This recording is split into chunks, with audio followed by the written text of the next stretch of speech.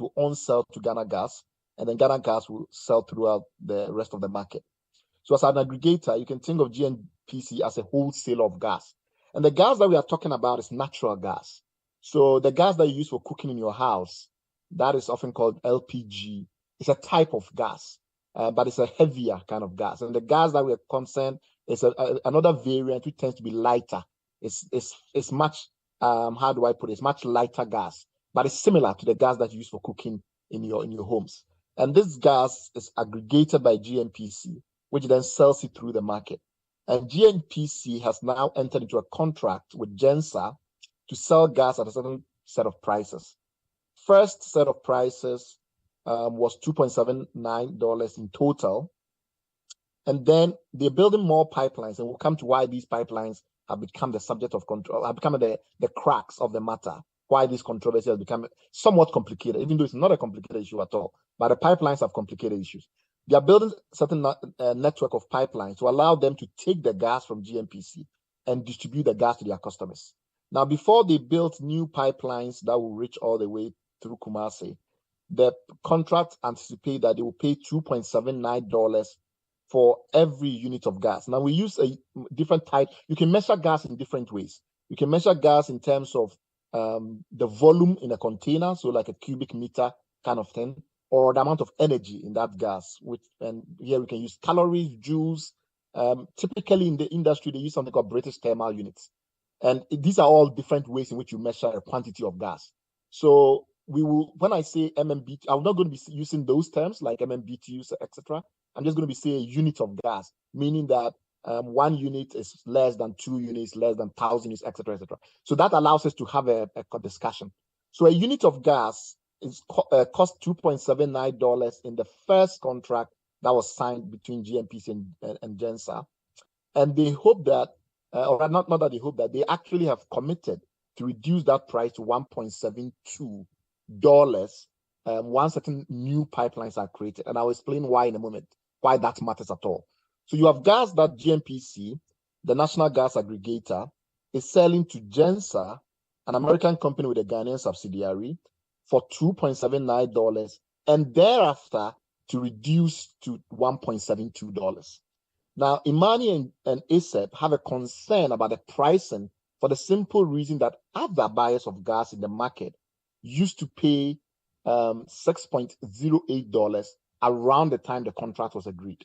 So in essence, in simple terms, GENSER is getting the gas for around 40% what other people get it for.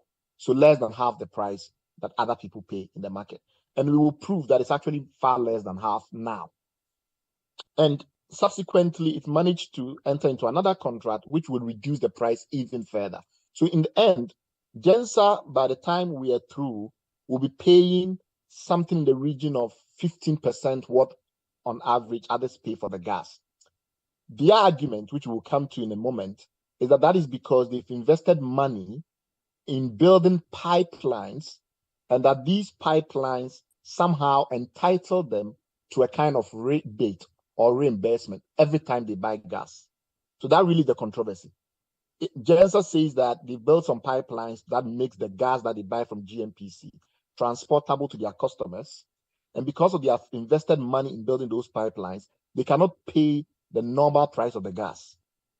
Imani and ASEP, which are activist think tanks, argue that that cannot make any sense. And the purpose of this conversation today is to weigh the two sides and hear from you guys on the call. The committee then sat, a committee of parliament, sometime around September of 2022 when we started publishing. They then decided, in the course of, our engagement with the public, that this was a matter that was very important, of the utmost public interest. And therefore, as a committee of parliament responsible for energy, with oversight over executive agencies, of which GNPC is one, because it's a primarily public-owned entity, they have the right to look into it.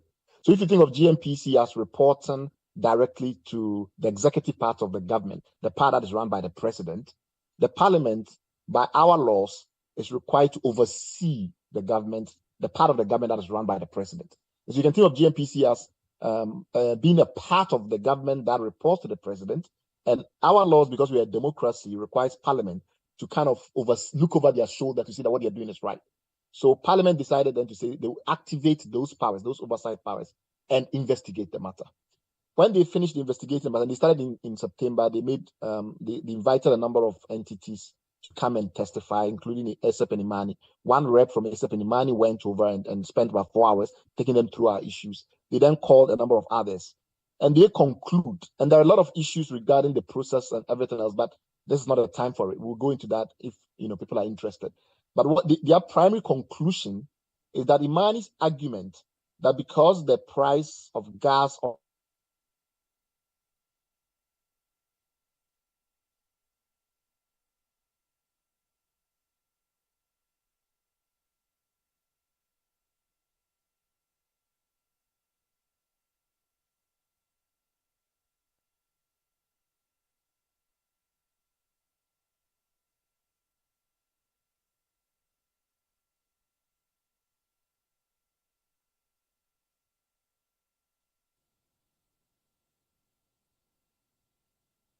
Hello, Norvan.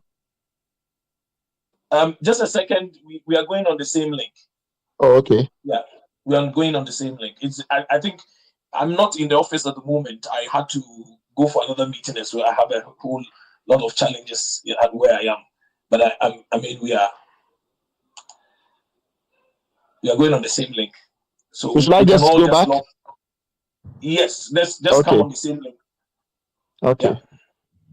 It's connecting. Yeah, I've connected, so we all can join again. I'll just be admitting as we go ahead, please. Yeah, 5 people are already in. Yeah, so I'm admitting. Yeah, please bear with me. Technology and its challenges. This is the first time we're trying to combine both Zoom, so just bear with us. Yeah, we are just So maybe if you still want to talk about something, you can be talking whilst you try to do the setup. Okay, because the slides contain information, I was hoping that we could sync. But in essence, the committee met from September to November. They had different days in which different witnesses came.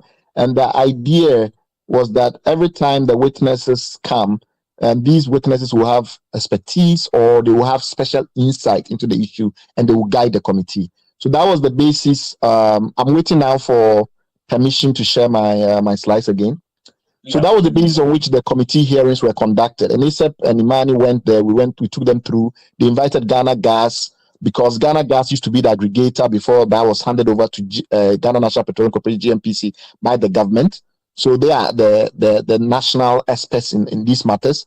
They invited VRA, which is one of the major buyers of gas in the country, probably the biggest buyer of gas in the country because it has a lot of thermal assets. Now, VRA buys gas in the market, so they have an insight into how gas should be priced and things like that. They invited GENSER because the company that is at the heart of this controversy, GENSER is the one that has got this deal with GNPC, and so their views were very critical. Then they invited GNPC itself to come and explain why they are selling gas in the way that they are currently selling it. And after all of that, they wrote a report, which we've heavily criticized. I'm not going to go into the details of the criticism. I'm just going to go into the heart of the matter. And the heart of the matter is that they feel that the report says, because as I've tried to explain, it's not a whole committee that's behind the report. This is the chairperson claiming that this is the outcome. So far, no other person on the committee has come to confirm that this report reflects the proceedings in their entirety. And that difference does not take into account the fact that GENSER has also made a lot of investments to carry the gas to their customers, and that somehow we need to offset the two. And if we offset the two, then all that is happening is that there are two transactions. In a way, actually, there are three transactions. There's the first transaction in which GNPC sells gas to GENSER, and according to the committee, GNPC sells the gas to GENSER at the normal price, the average price. In Ghana, we call it the weighted average cost of gas. Don't worry yourself about those terms. It's called the WAGOC, but think of it as the average price of gas in the market as set by the government. And all of that will go into it in a moment. And then GNPC also transports the gas through GENSER's pipelines. So rather than GNPC using its own pipeline, think of it like you're buying bread, and the bread costs something, costs a certain amount, 1 cedi. But the person who buys the bread brings their own car to come and pick the bread up. So the cost of the car, let's say it was a rented car, the cost of that car should be accounted for. So that's number two. Number three is that GNPC has also indicated that you like to use the car that you brought in to pick up the bread. They would like to use it to supply bread to other people. So when you combine all of these things that are going on, to their mind, GENSER needs a refund. They need a reimbursement. They need a rebate.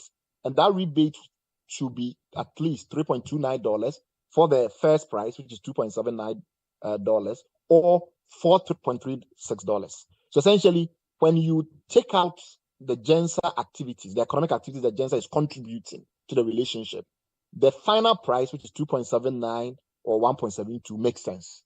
And that, to their mind, for that reason, because of these GENSER investments, GENSER has been able to, hire people in Ghana and help companies that are consuming the power that they generate. Because here is one interesting thing. GENSER is a bit like a competitor to VRA, Electricity Corporation of Ghana, and others, in that it has its own power plants. But unlike ECG, VRA, and the others, GENSER's power plants are private, and they are not, the power that it generates are not sold into the national grid that all of us get their power from. GENSER's power, the power that it produces, is sold directly to big customers, and typically it builds the plant close to those customers. So it has customers that are primarily mining companies, and these mining companies contract GENSER to build power plants for them, or at the very least, GENSER builds power plants close to them, and then they don't have to rely on the national grid. This became very important when we had Dumsor, and therefore, if you were a big gold mine in Ghana, or even a big factory in Ghana, you couldn't rely on the national grid. So GENSER will then come in and say, look, you don't really want to trust ECG, you don't really want to trust VRA, we can give you power that is more reliable and perhaps even better priced. Now, for that reason, because of this, GENSER has to be able to collect the gas that is sold by GNPC, distribute it through those pipelines, and get to all these customers that it has, primarily gold mines and others. So for that reason, according to the committee, if GENSER is making all of these investments to get the gas to these people, then it's creating jobs, it's allowing these mines and the rest to produce economic output that benefits our GDP, etc. So that is basically the committee's case. And anybody who tries to over-elaborate is just adding, extraneous layers. The heart of the matter is that. Now, having understood that, let's now get into the reason why we have completely debunked. And in a way, we're very disappointed because the committee had the opportunity during the period that is sat to look at the controversies, and having understood what the controversies are, to call those people that were making the arguments that are opposed to this contract to carefully unpack them. So to have one meeting with ASAP and Imani, hear their side of the case, move on, and then spend several months not reaching back to us to ask any questions, and then finally to sneak out a report, shows that the committee was not acting in good faith. It's very clear when you look at their behavior, because this is a technical issue. We made a case to you. You had some concerns. You listened to other people. Typically, if they really wanted to get to the bottom of the issue, they would then call you back again and say, well, some of the things that you said to us, we've now listened to other people, and here's what they have said. What do you say? Some committees will even give you a draft report with some of the key issues there and say, here is what we are, finding out. What do you think based on what you've said? Because we are witnesses to assist the committee. It's not an adversarial process. It's not like the committee is there and then we have an issue against the committee and we went for a mediation, or we have an issue against GENSER and the committee was mediating between GENSER and us. No, that's not the purpose of the committee. It's an inquisitorial body. It's an inquisitorial body in the sense that it assumes nobody's side and all it wants is the details and the fact. So all the committee had to do was that these things that you've said, GENSER has a different view, this one have a different. Do you have anything to say in reaction? It didn't bother. So it's quite clear that you have people, politicians, who have sat down with absolutely no interest in the national interest, absolutely no patriotic instinct, and their only purpose was to go in there and set out a prejudicial outcome. Because otherwise, after they'd heard from GENSER's point of view, and they've heard these arguments, they should simply have come back to Mani and ASAP and said, here are the calculations that they've given, here is their justification. Are you now ready to amend your previous position, or do you have a rebuttal? They never bothered. In fact, since we met them, they've never been in touch with us. And they've spent many months doing what exactly? That's the question you have to ask yourself. Anyway, so here is our reaction to that argument. First of all, let's understand what is the context of gas in the Ghanaian market. The context of gas in the Ghanaian market is that increasingly, Ghana is largely reliant on thermal power. What does that mean? Thermal power simply means that we burn fuels to produce electricity. Whereas in the past, we're heavily reliant on hydro. Hydro means that we use water, typically from a river or a dam, or any massive concentration of water, to turn a turbine to generate power. Now, rather than that, we burn fuel, and the fuel creates the electromechanical energy that we need, which then generates translates to electricity. So that is the big difference. We used to have a Kosombo Pond, and then in the 90s, particularly, we started to build these giant generators. Think of them like the generator you use in your house, where you put in fuel, it burns the fuel and produces electricity. Increasingly, we are more reliant on that type of electricity instead of hydro. So if you look at our current landscape, we use 3 times as much thermal as hydro. Thermal is now almost 70% of all the power we produce in the country, meaning that we burn fuel to produce most of the electricity we get in Ghana. Hydro is now around 30% and increasingly even lower. The second point is that when it comes to the fuel that we burn, we have different options. We can use fuel oil, we can use heavy fuel, we can use gas, we can use crude oil, etc., etc. So think of the actual petrol that you buy and you use diesel, you put in your car. We can actually use that in big power plants to produce power for Ghana. But for the most part, nowadays, we increasingly use gas. So when you look at the National Power Master Plan, you see that we intend to almost phase out hydro, in that we want to give almost all the hydro to Valco and to big industrial plants so we can sell the power to them for cheap and sell to the rest of the country primarily thermal power. And then from 2050 onwards, we want to shift primarily to nuclear power. So before 2050, gas is going to be the most important source of fuel for generating electricity in Ghana. So that is the broad context of why gas is important. The second thing that is very important is that it's not as if Ghana is awash with gas. Sometimes when you hear some of the arguments, it's as if we have so much gas, we don't even know what to do with that gas. So we might as well just give some to somebody. In actual fact, when you look at our consumption of gas and the gas that we are producing today, we have to import some gas to supplement the gas we produce locally. The gas we produce locally is not enough. We have to import some gas from Nigeria. And we have even gone ahead to begin the process, entered into contracts to create something we call liquefied natural gas facilities. What does that mean? It means that some people producing gas far away, too far away, that we cannot use a pipeline like we do from Nigeria. Rather, the people will convert the gas they produce, say in Russia or Saudi Arabia or Qatar or wherever. They will convert that gas into liquid form. They will compress it under high pressure until the gas becomes liquid. They will then put it on a ship. It will arrive at Tema or Takrady, but most likely Tema. We will offload that liquid. We will regasify the liquid, which is that we will change the pressure. That will turn the liquid back into gas, and then we'll pump that gas through the pipeline. This is called the Tema LNG facility. So what that tells you is that we already anticipate that local gas will not be enough. Not only are we going to import some through Nigeria, through the pipeline, and maybe eventually through Ivory Coast and elsewhere, we are also now going to import gas as liquid and gasify it. So all that tells you that the gas that we have in this country, until we can do the LNG and we can have new gas fields, is not exactly of the quantity that can be said to be self-sufficient. The next important point, and so here you have some statistics of how much gas we are importing. And you can see that on the whole, notwithstanding the increases in local production that you can see from, barely 2 million MMBTUs to almost 270 million BBTUs, notwithstanding that huge increase in local production of gas, we still have to import relatively the same amount. At the end of the day, we actually have a contract to import. So some of that is tied in. The second thing that we also have to note is that we have contracts to some of the producers of the gas locally that that constrain us and bind us to keep buying the gas from them. So, for instance, there is a company called Eni. It's an Italian company. They have a partner called Vitol. It's a Swiss company. Together, they operate a gas field in our waters, in our territorial waters, called Sankofa. We are required to buy 90% of that gas every time they produce it. So whether or not we need the gas, we must buy it anyway.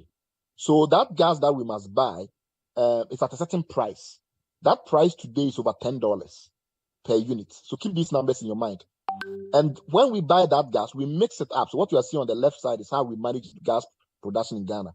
We mix that gas up with some gas that comes from our older fields, Jubilee and 10, which is produced by Tallow, Cosmos, and the rest. We mix that gas up. But remember that the gas that comes from Tallow and 10 has to be processed because it's associated with oil, and so there's liquids in it that have to be removed for you to get gas that is dry. We then mix that with the gas that is coming from Sankofa, and then we sell to the rest of the economy. So that is also very important. Note that gas that is in the country requires that we import gas. It requires that we buy some gas at a certain price, some of which is very high. And that is when you combine all of that different sources that you get the gas that's available in the economy. And then secondly, it's when you weight the prices that you get the average price of the gas. The third point, before we go on to make our analysis why the committee is wrong, to note is that gas is not necessarily cheap in Ghana. Compared to global prices, we are now at the stage where we are more or less at benchmark parity. What that also means is that you need to recognize that the average cost of gas in the country is not something that you can just, wave your hand and you get. It comes from real transactions in the real gas market. What that means is we've gone to some people who produce gas and negotiated prices. Those prices we've negotiated is the average of them that determine how we sell gas in the country. So that is what we call the weighted average cost of gas. And today in Ghana, since August 2022, it's $8.122. So when you take the gas that we get from Sankofa, the gas that we get from Jubilee, the gas we get from Tain, the gas that we import from Nigeria, and you take the different prices and you strike an average, we get an average price of $8.122. This more than $8 per unit is how much GNPC on average get gas for. It's important that you bear in mind that even though it may get gas cheaper in some of the places that it buys from, that cheapness doesn't change anything because in the end, it needs a certain volume of gas. And because it has to get it from different sources, the only way you can determine what is the price of gas is to strike an average. So that's also very important to bear in mind. So on average, it costs GNPC $8.122 to get gas when that gas is delivered to them at the national transmission system. So essentially, the gas that you get, there are two levels. There is gas that we produce in the sea.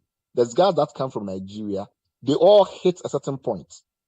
When they hit a certain point, that gas gets transferred to GNPC. It is that after that transfer that you get this, because there are a lot of services involved in making sure that the gas is ready for use. It's that combination that you get, which is $8.112. That's so very important. So bear that in mind, because we will have to use that to do the analysis. Now we come back to the main issue. Here is why the committee cannot be right.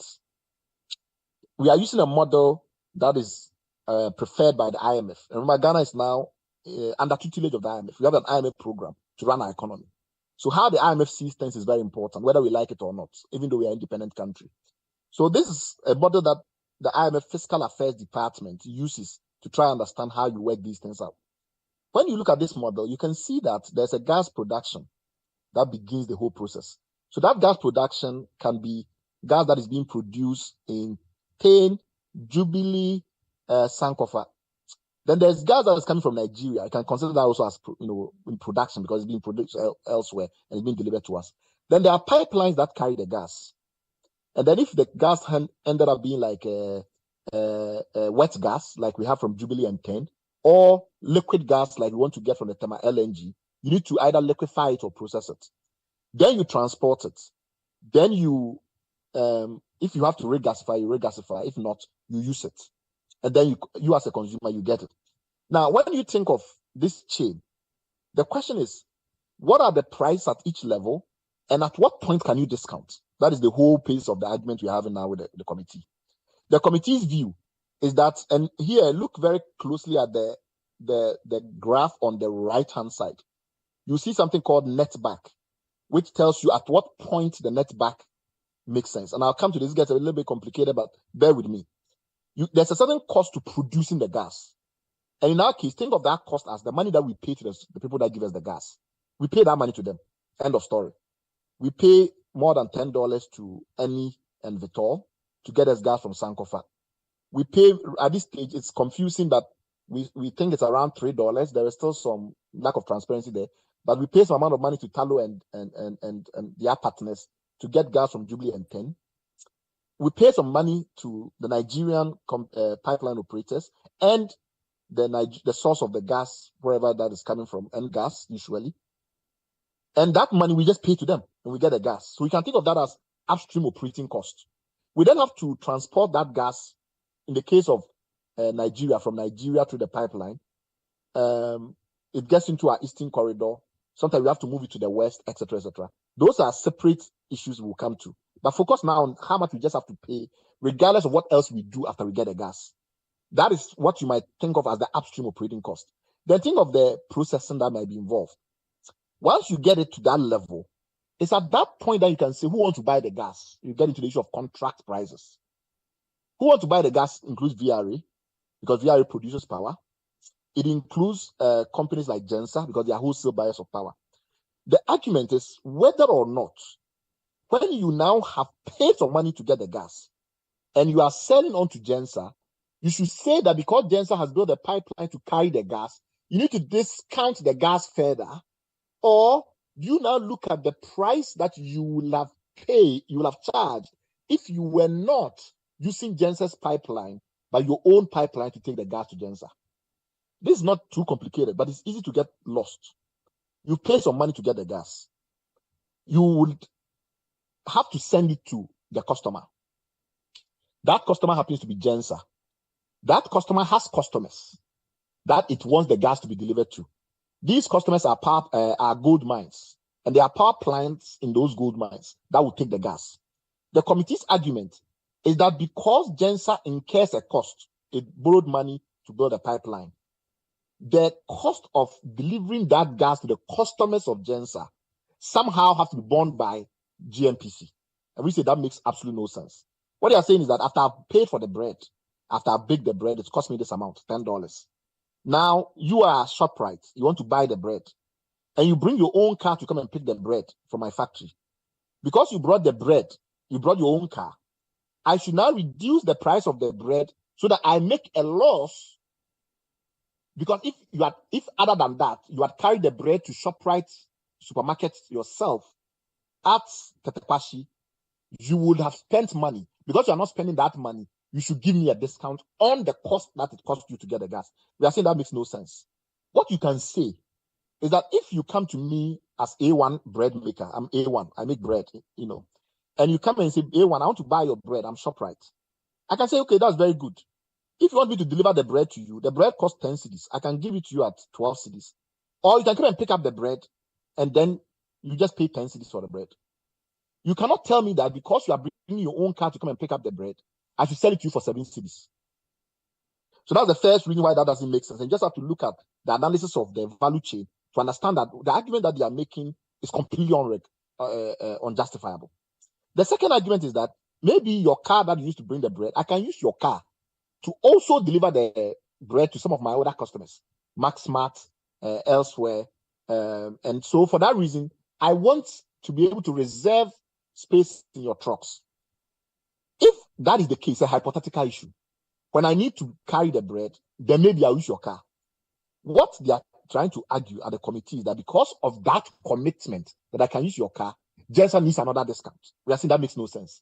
Has GNPC actually used those cars, those pipelines to deliver gas to other customers other than GENSER's customers? No evidence. So essentially, you are saying that because a ShopRite trucks can be used to carry the bread from A1 factory to certain other supermarkets other than ShopRite, we should discount the price of the bread that we sell to ShopRite. There's no logic on earth that will make this sensible. And that's the argument that we've made. The next point, and I know I've taken a lot of time, but this was necessary so that we understand all the issues.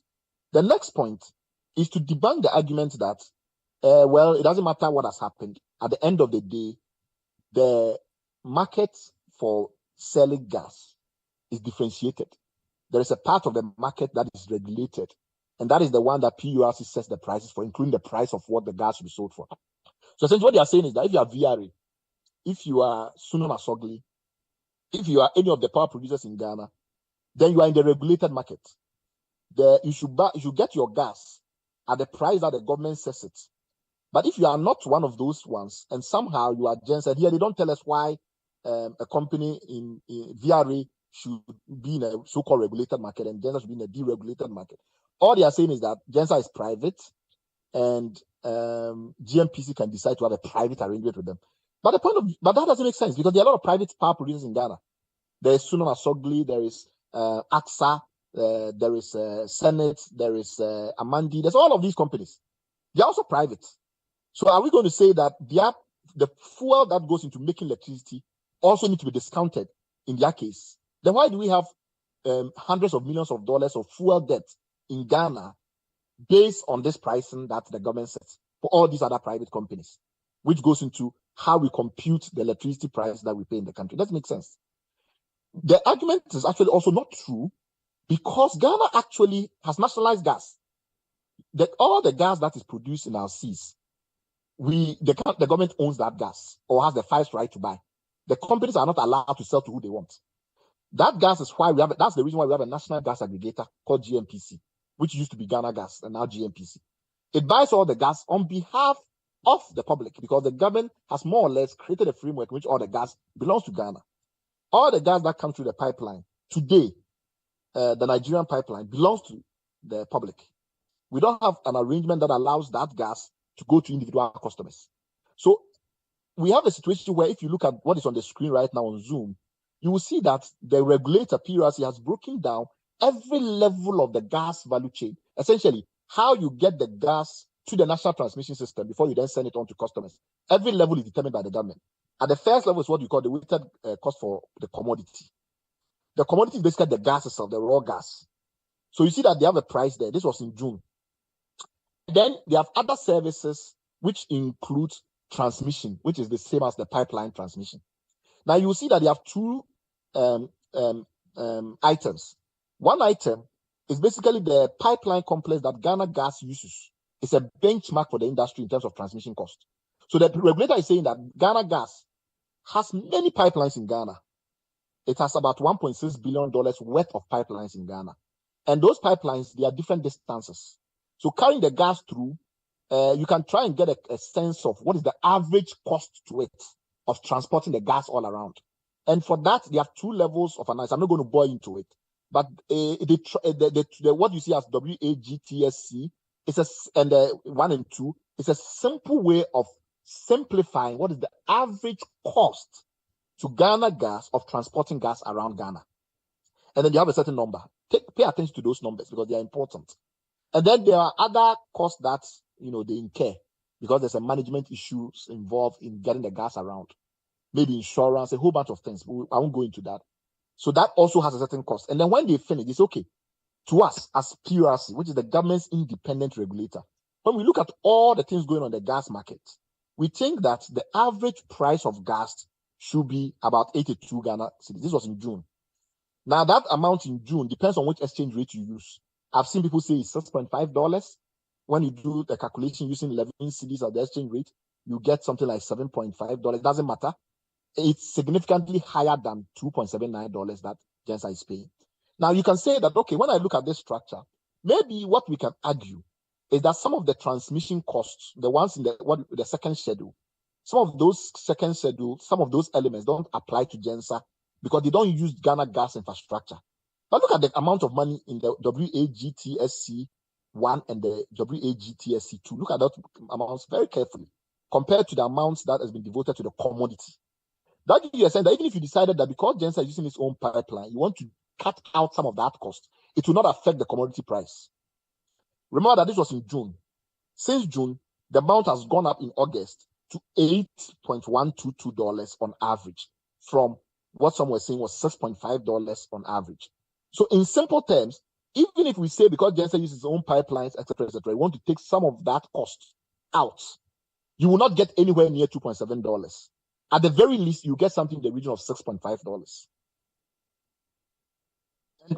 And simply look at how gas transportation is priced in Ghana to get a sense of what benchmark we should use, even if we wanted to discount some of the costs that GENSER faces because it has its own pipeline, even if we wanted to do that. And I've explained to you that it doesn't make sense to do that because at the end of the day, it's GENSER's cars carrying bread to ShopRite or other supermarkets that are buying bread from GENSER. I don't see why it's our duty as the people selling the gas to them, and remember, the gas belongs to Ghana, selling to GENSER, for us to say because it costs this amount to carry to your customers, we should bear the price. At the very least, GENSER should pass on that cost to the companies that it sells the gas to, which in this case it sells in the form of electricity. So if you are a gold mine in Takwa or Damine, and GENSER buys gas from GNPC, and it brings it all the way to Damine or Takwa to produce power, the cost of having to transport the gas all the way to Takwa and Damine should be charged to you as the customer buying the electricity that GENSER produces. I don't see why that is GNPC's task or GNPC's burden to now find money to subsidize the cost of the gas that GENSER transports to Daman or Takwa in order for GENSER to produce power to sell to a gold mine in Takwa or Daman. It's as simple as that. And we said even if you wanted to account for that in some way, to say if you wanted to say that if GNPC was actually to sell all the way, was to take the gas all the way to Takwa and Daman, and therefore GNPC cannot sell to them at the average cost of gas in the market because in their case, the benchmark tariff, the benchmark transportation tariff, which is the Ghana gas one, doesn't apply because their pipeline complex, a different pipeline network. Even if you wanted to make that argument, we have to look at how much does Ghana gas on general transport. What am I trying to say? What I'm trying to say is that even if you said the transportation company that will carry the bread from A1's factory to ShopRite, and now you want to send some to Maximat, etc., you are saying that because I bring my own cars, you should do a deal for me. The way we can look at it is that, okay, the other company that, I carry the bread to, I hire a car. Let's say let's break it down very step by step. I'm A1 bread factory. I make bread. ShopRite want to buy it. Now ShopRite says they'll bring their car to come and collect it from my factory and take it into the supermarket. They say because of that, they want a discount. The only discount I will give is that I'll say, okay, if I was going to bring the bread to you, then this company is the one I will have used to pick up the bread. Normally, they will charge 1 cedi. So even though I will have charged you 9 cedis if I am bringing the bread to you, now I'll charge you 8 cedis because you are bringing your own trucks. I will not say that because the bread is 8 cedis but you are bringing your own truck, I will not charge you 6 cedis. It will make no sense. So we are saying that even if there was a way in which we wanted to benchmark the transport costs and do an adjustment to the average price of gas for GENSER because of the more challenging nature of its pipeline network, the best we could have done was to benchmark that against what Ghana Gas would have charged if Ghana Gas was the one transporting the gas. Now, remember that my argument is it doesn't make sense because in the end, GENSER should pass that cost on to their mining customers because they're the ones that is using the gas to produce electricity. But this is just there so you can do that analysis to get a sense. Thank you very much. Well, so maybe I'll wrap up. Or you wanted to get in right away, Norvan? Okay. So to wrap up, it's very simple. What you are looking at now is more or less how Ghana's gas network works. The part at the top, when you look at the top of the diagram, on the top left, is the GENSER points where it gets the gas. Where it wants to deliver the gas. Damai and Takwa. And there are some other places that they are increasingly building out to. Because what is happening is that their customers, the mines, are in different locations. They try and put the power plant close to them. So they take the gas close to the customer. Now, the argument is whether or not the cost that they've incurred in building these pipelines to reach those customers should somehow be passed on to the people of Ghana through a discount that GNPC provides to them. They are saying no.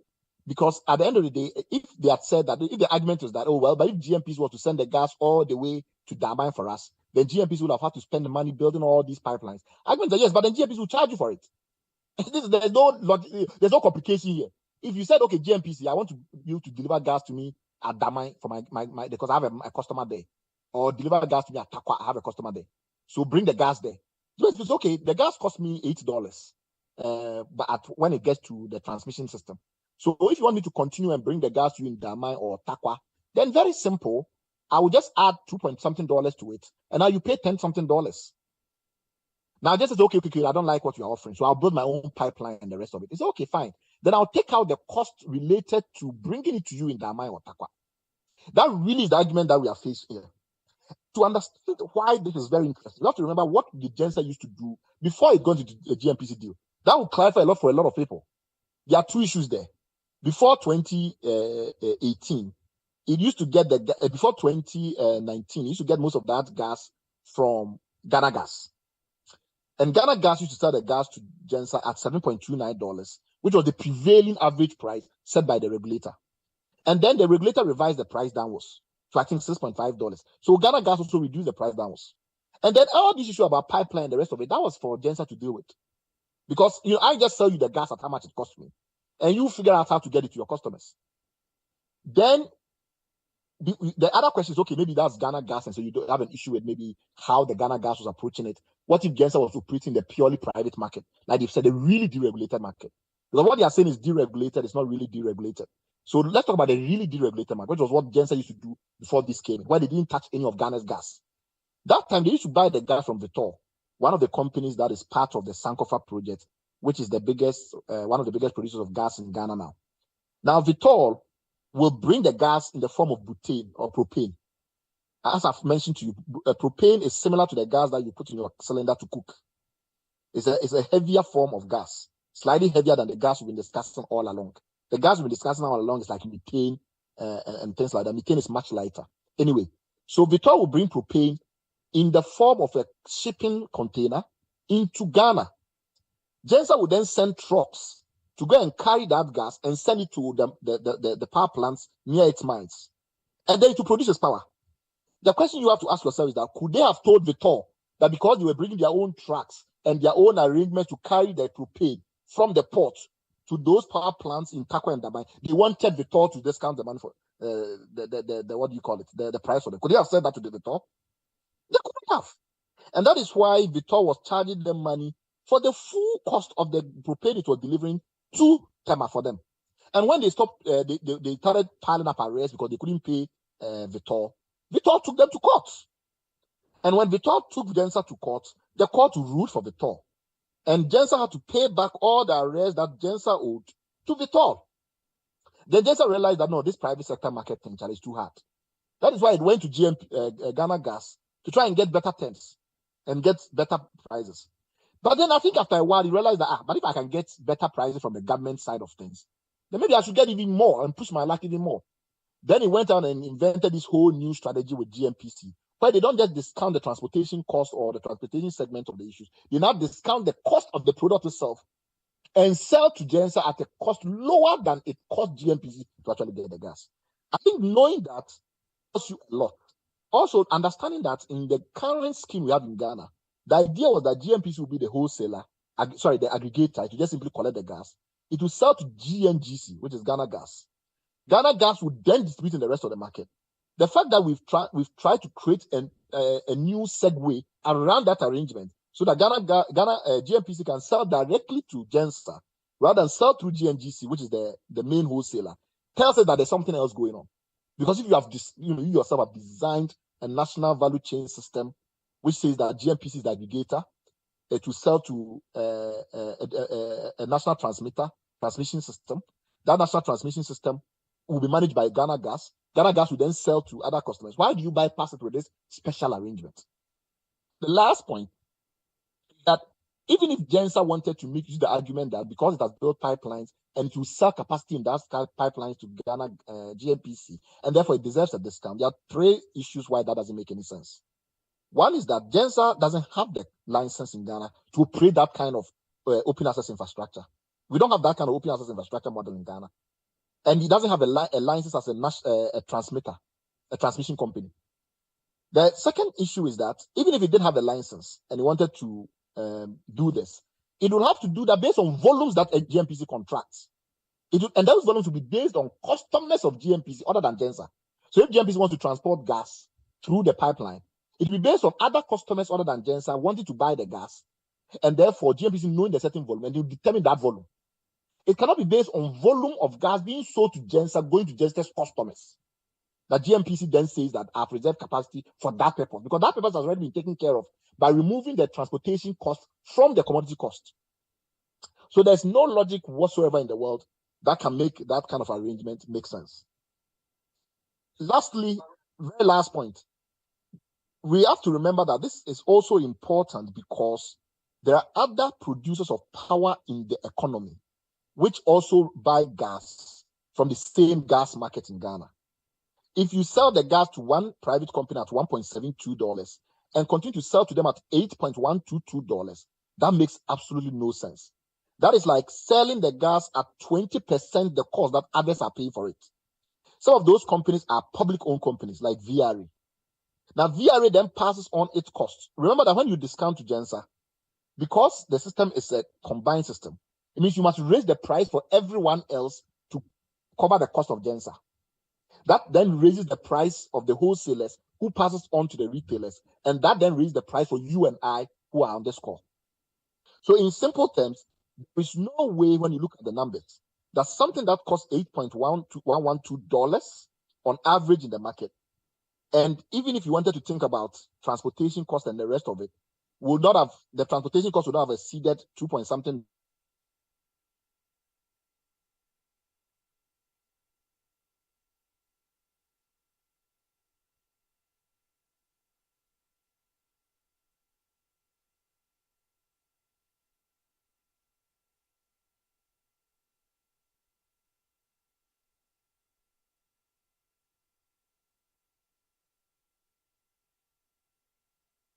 Point something dollars, you will not come to $1.72 or $2.79 in any shape or fashion. So that more or less is our case. Thank you very much, Norvan. All right, thank you very much. Those of you on Zoom, we'll ask that you all come back to Twitter because now we're going to have the conversation right here. I think we are done with the the network has gone down on Zoom, so I'm not sure they will hear you, unfortunately. Oh, okay. All right. So I'm sure most of them will just quickly drive back to Twitter and then join the conversation from here. But thank you very much for that insightful presentation that you have taken us through almost 45 minutes presentation to better and give us a better understanding of the position of Imani and ASEP on this whole GNPC deal. Some call it a sweetheart deal. Others are giving it all sorts of names. But let me just indicate to our listeners here that what we're going to do is that at some point, I would allow you to also ask your questions. If you want to ask a question, you send a request. We'll accept it. You mute yourself. And then when we call you to, ask your question, then you are able to ask your question. That's what we're going to be doing. So that was a bright presentation that you've done for us. But let me ask you, Bright. Let me ask you this particular question. I want to look at how this deal specifically contributes to the reduction and what are the. Let me put it this way. On one of the benefits mentioned is the reduction of carbon emissions, right? Okay, if it does, yes. How does the deal specifically contribute to this reduction? And what are the mechanisms involved? If you can answer that question for me, I'll be grateful. Well, the way you reduce carbon emissions is by using a cleaner fuel. So if you look at GENSER buying the gas from GNPC, it buys gas of similar specifications as does any other thermal producer in Ghana, right? So it buys gas that is commingled from the same fields that everybody else buys gas from in Ghana. If you burn that gas, you produce greenhouse gases, right? What we call the Kyoto basket of gases, methane, carbon dioxide, etc. If you intend to reduce the amount of GHG that you produce, then GENSER somehow have to implement either carbon capture or filters or some other thing in its production infrastructure to filter the carbon dioxide out and the other greenhouse gases out, other Kyoto gases out. The question that is then is, how does the discount allow GENSER to do that, and who should bear the cost? I think it's GENSER's customers. If GENSER does anything like that, we've not seen any evidence that GENSER is somehow capturing the greenhouse gases, and therefore it's a different kind of power producer because it captures the emissions. We've not seen any evidence. But even if it did, and that added cost, that cost will be borne by GENSER's customers because they are buying greener power, so they must pay a premium. So I don't really see the connection between this, unless they've explained it in some other way that I don't understand, and which you understand. Okay, thank you, Ben. Right. Let me. Your colleague Benjamin is Boachi, Mr. Benjamin Boachi, who is the executive director for ASEP, is also on the call. But I'm going to throw this question to you, and then after that, I see Ben Osborne has raised his hand. I'll bring him in. This question is from OP Zamani. He says that. And it's to Bright or is to Ben? Is it to Bright or to Ben? No, this is to you. Okay, to me. Bright. Because the person specifically mentioned you on Twitter. He says, can you, Mr. Simmons, go into the ownership structure of GENSER and who the real owners of GENSER are? And also, if we can know, if we don't have owners, who are the Ghanaian reps? Because that's another aspect of the conversation worth exploring. If you know this, can you share with us? Well, GENSER is very well known as a company that has been operating for many years in Ghana, and initially it was primarily owned by Ghanaians. But from 2020 onwards, a lot of the GENSER ownership is now external. In fact, a company called Oppenheimer, which some of you may be aware of, is now I would say one of the driving influence of the GENSER cap table. Now there have been conversations that suggest that the founder of GENSER, because remember that GENSER started off as a purely Ghanaian company, and then over time, in order to be able to raise capital like many companies do, has become an American company, and in the course of that has raised money from several investors. The money that is raised from several investors, a lot of them are overseas. So we have GENSER Energy Holdings Limited, which is Mauritius registered. We have a GENSER US entity. Vantage Capital was one of the companies that invested in GENSER. GENSER raised, I think, in its last round, something like $248 million in equity. He also borrowed a lot of money from the banks. I think at last raise, it was almost like $425 million or so like that for pipeline infrastructure. Most of that money is international. It's come from international investors that wants to do business, in Ghana and make a lot of money. In terms of political exposure, we are looking into it. We have had information that suggests that the founder of GENSER is politically exposed because he has relatives that are in the government on the ruling party side, and that is a potential financier of the ruling party. We don't have any evidence that buttresses the fact that he's a financier of the ruling party. We have some evidence that does buttress the fact that he does have some family connections to the ruling party. But this is not an area that we've spent enough time on, and so at this stage, we don't have enough information to share. Thank you very much, Bright. Let me bring Ben in here at this point, because obviously, if you look at the international perception and investment climate, now, how might these findings affect the international perception of Ghana's energy sector and its attractiveness for foreign investors? That is to you, Benjamin. If you can take us on that route. Thanks, Nova. Can you hear me?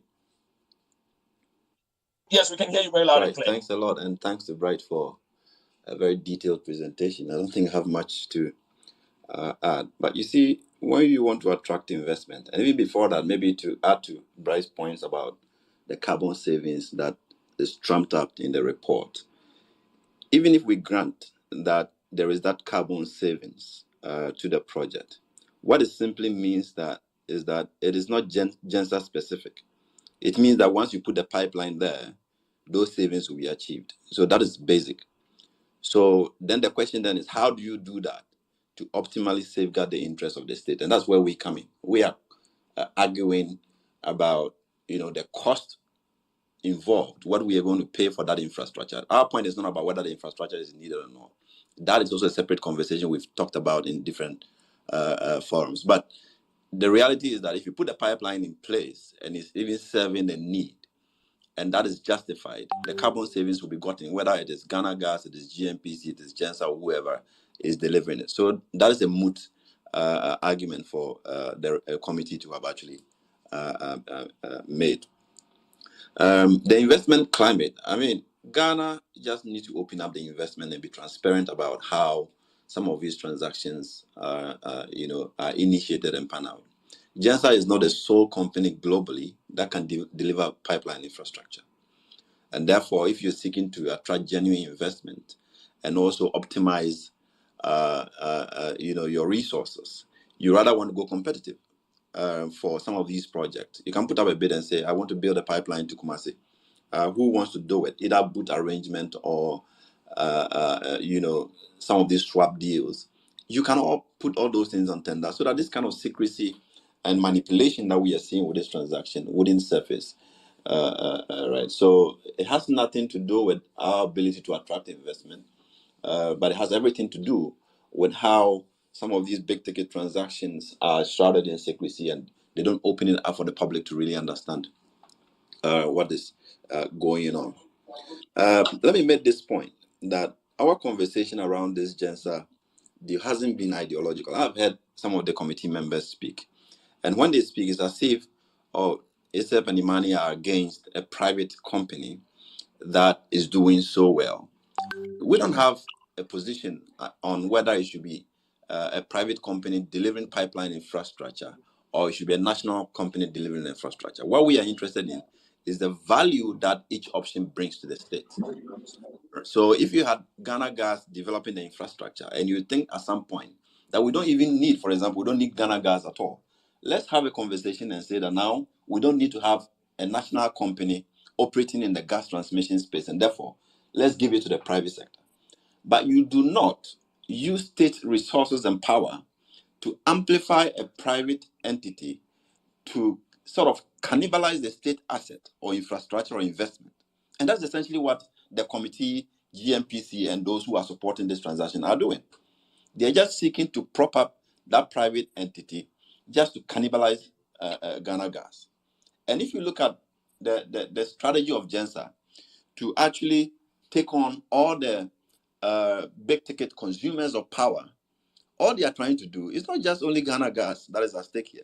They are taking the mines from VRA and ECG, and these state entities have complained to the regulators that we have made investment, we have sent transmission lines to all the mines, and then suddenly GENSER pops up, and they are building power plants in the mines and taking on those markets.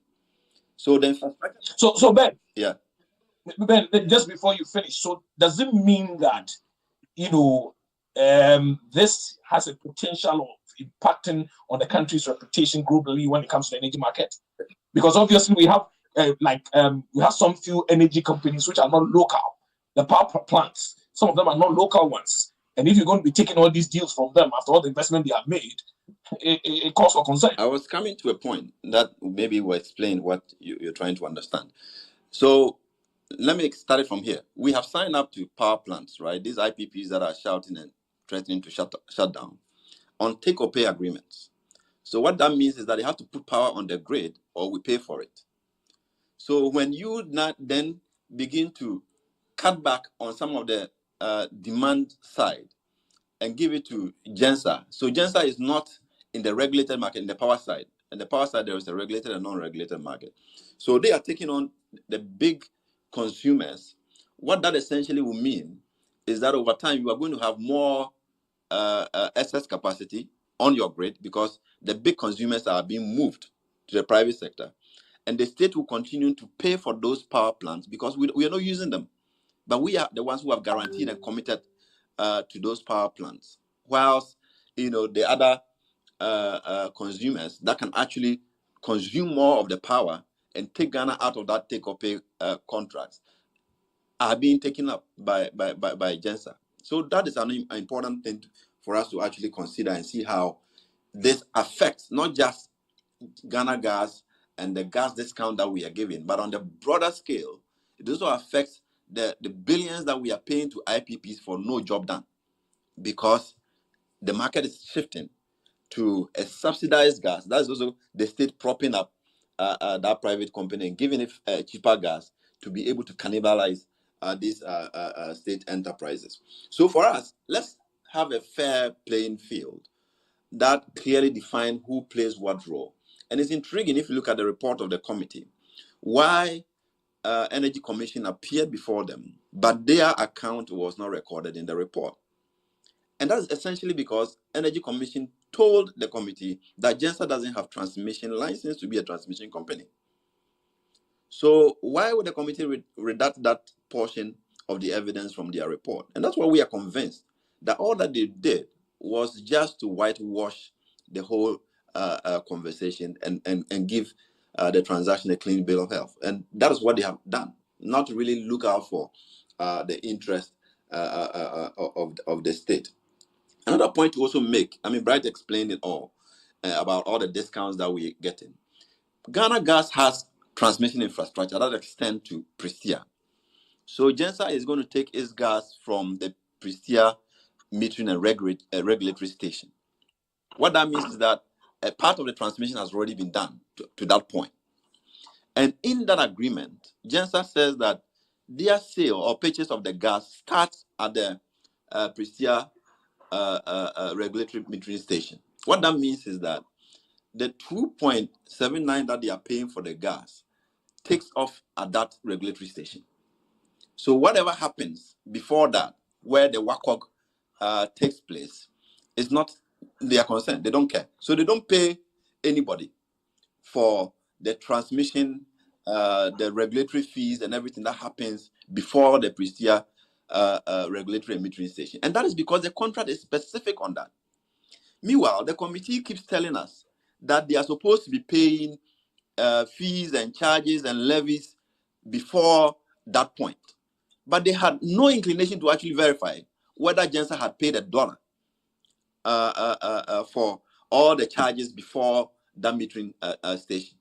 So when you are looking at GENSER's cost of gas, the commodity cost, it is actually the point where they buy their gas, which is the Prestia regulatory metering station. And at that point, the gas price was 6.08 because it included the transmission to that point, it included the regulatory fees to that point, and also the commodity cost that Bright talked about, the weighted average cost of the gas itself.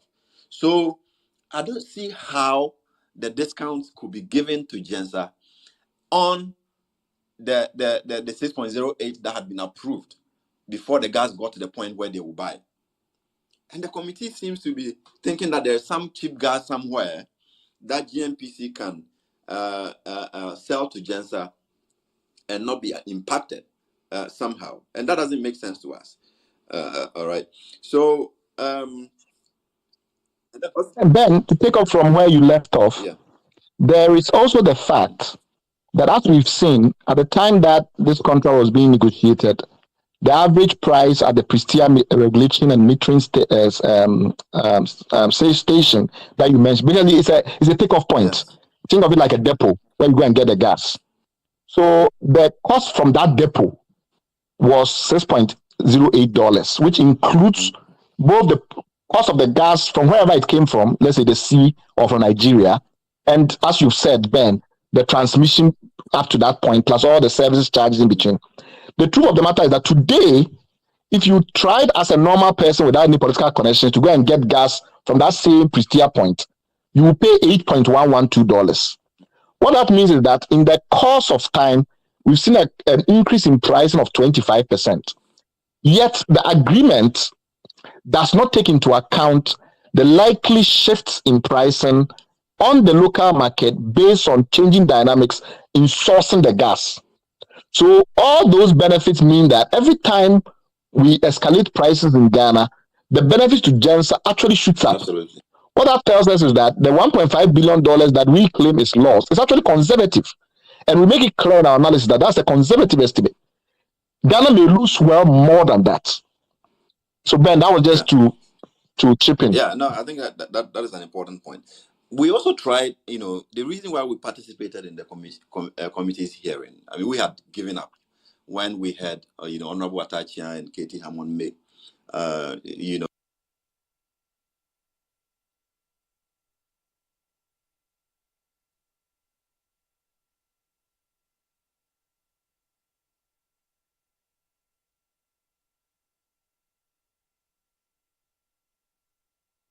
prejudicial comments that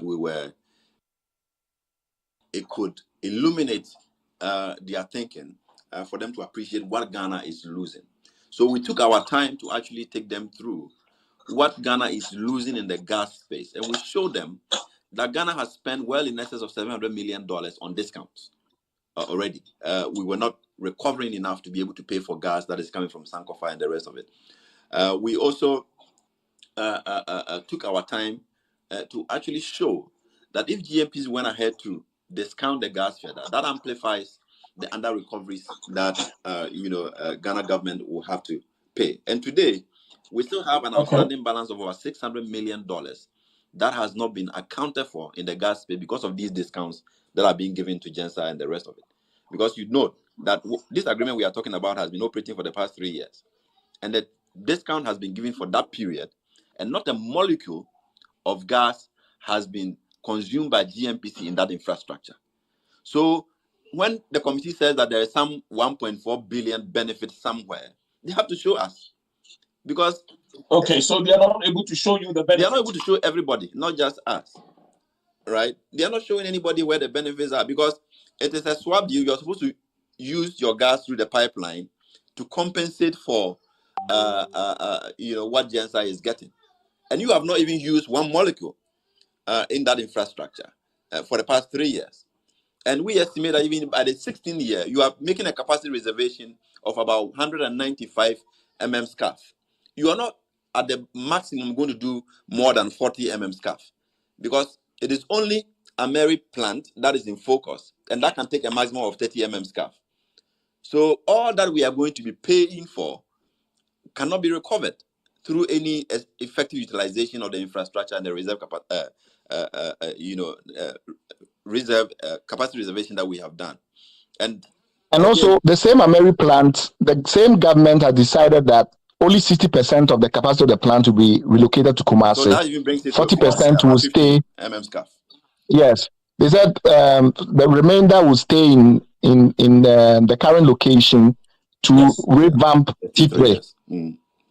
Yeah. T3, so we're actually talking about 15 SCF instead of the reserve capacity of 195. What we are supposed to be paying for. Okay, so let me bring in some of our listeners who want to. So Ben Osborne, you can unmute yourself and ask your question. After that, there are other questions that have come up on Twitter that I'll be taking through. So after Ben asks this question, I would also have Justice also ask his question, and then you would answer them. And then, so listeners, I mean, in the next 20 minutes or so, you have the opportunity to send us a request if you have a question, and then we'll allow you to ask your question, or you can tweet at Norvan Reports and we'll take your questions. We've received many of them. We'll be taking those ones. So, Ben Osborne, can you unmute yourself and ask your question since your hand has been up in the last 30 minutes? Yeah, I want to ask Bright and Ben Boakye that on the glade, their argument kind of makes sense. And the transfer dynamics. That is our understanding. Let Ben elaborate on the amortization situation. Ben. Yes, I think the answer is no. It's not a boot arrangement. So there is an option, as you indicated, for us to buy a section of the pipeline, which is the primary pipeline, not the entire infrastructure. Rather, contrary to what Ghana Gas was going into, to be able to amortize the entire infrastructure and own it. GNPC's arrangement allows them to opt to buy the primary pipeline, which is the one from Prestia to Chirano. And that also, we have to buy it at a price. And that price is not determined. They only give a floor of 33 million plus what they call equity price, which will be determined in future. All right. So depending on what the appetite of GNPC, they may want to buy it, but we don't see GNPC wanting to buy those pipelines. They're not even a transmission company. So why would they want to buy a pipeline? To do what? These are all some of the things they put in to show that something good is in the offing, but they're not clearly interested in buying any pipeline. and you check the master plan of GENSER, they want to build transmission networks to all the big consumers. So from Kumasi, they want to connect to the eastern region to take on the mines in the eastern region enclave, and they may even want to extend to the north to be able to serve the mines and all the big ticket mines. So they have a plan that they are executing through politicians, right? Which is fine if that's the approach we want to do it, but we have to do it such that the state doesn't bleed through some of these actions. All right, thank you very much. Justice of Junior, you can unmute yourself and ask your question. Yeah, please, can you hear me? Yeah, we can hear you very loud and clear. Go ahead. Good. Thanks for the opportunity. So I have two questions. The first one is, what happens if the committee or government does not hit to your resolution, right? What will happen for us to save the 1.5 billion that deal is actually leaking out? And my last point or question is it possible, that goes to Bright, is it possible that in order to avoid such crisis and to save our resources, is it possible for governments to enact policies or laws that will give legal space for policy think tanks like Imani and ASAP to actually take part in decision making like this? And on the lighter notes, I think Bright and Boache should consider being a visiting professor in energy courses in the university. I think they are very resourceful. All right, thank you. Thank you very much. Right, over to you. You can take the first part. Very quick.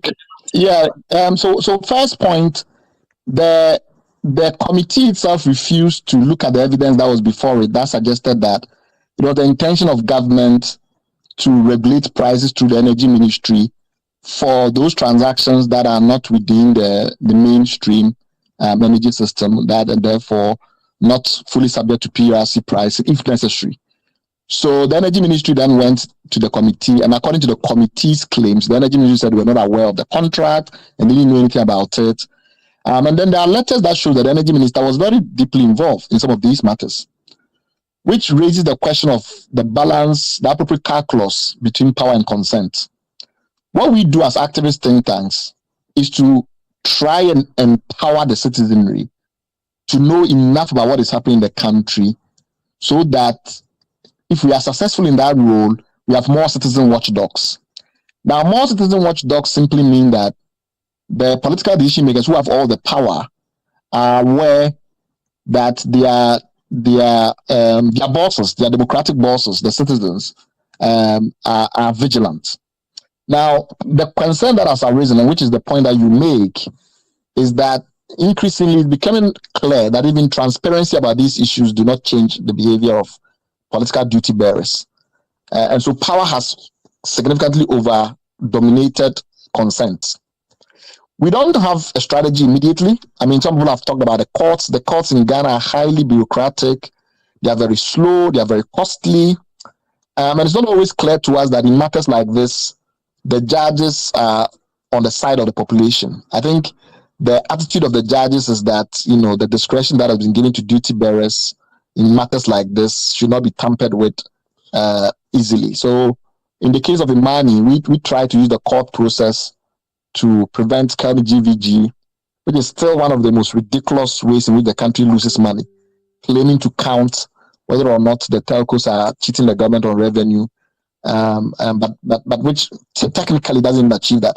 And it was very difficult, managing that process through the courts because the people that should be expert witnesses in a matter like this don't want to go to court. So if take this matter, for instance, if you wanted to, get people from Energy Commission, PRC, and the rest in a court process to convince a judge that none of this makes sense, my suspicion is that they won't go to court.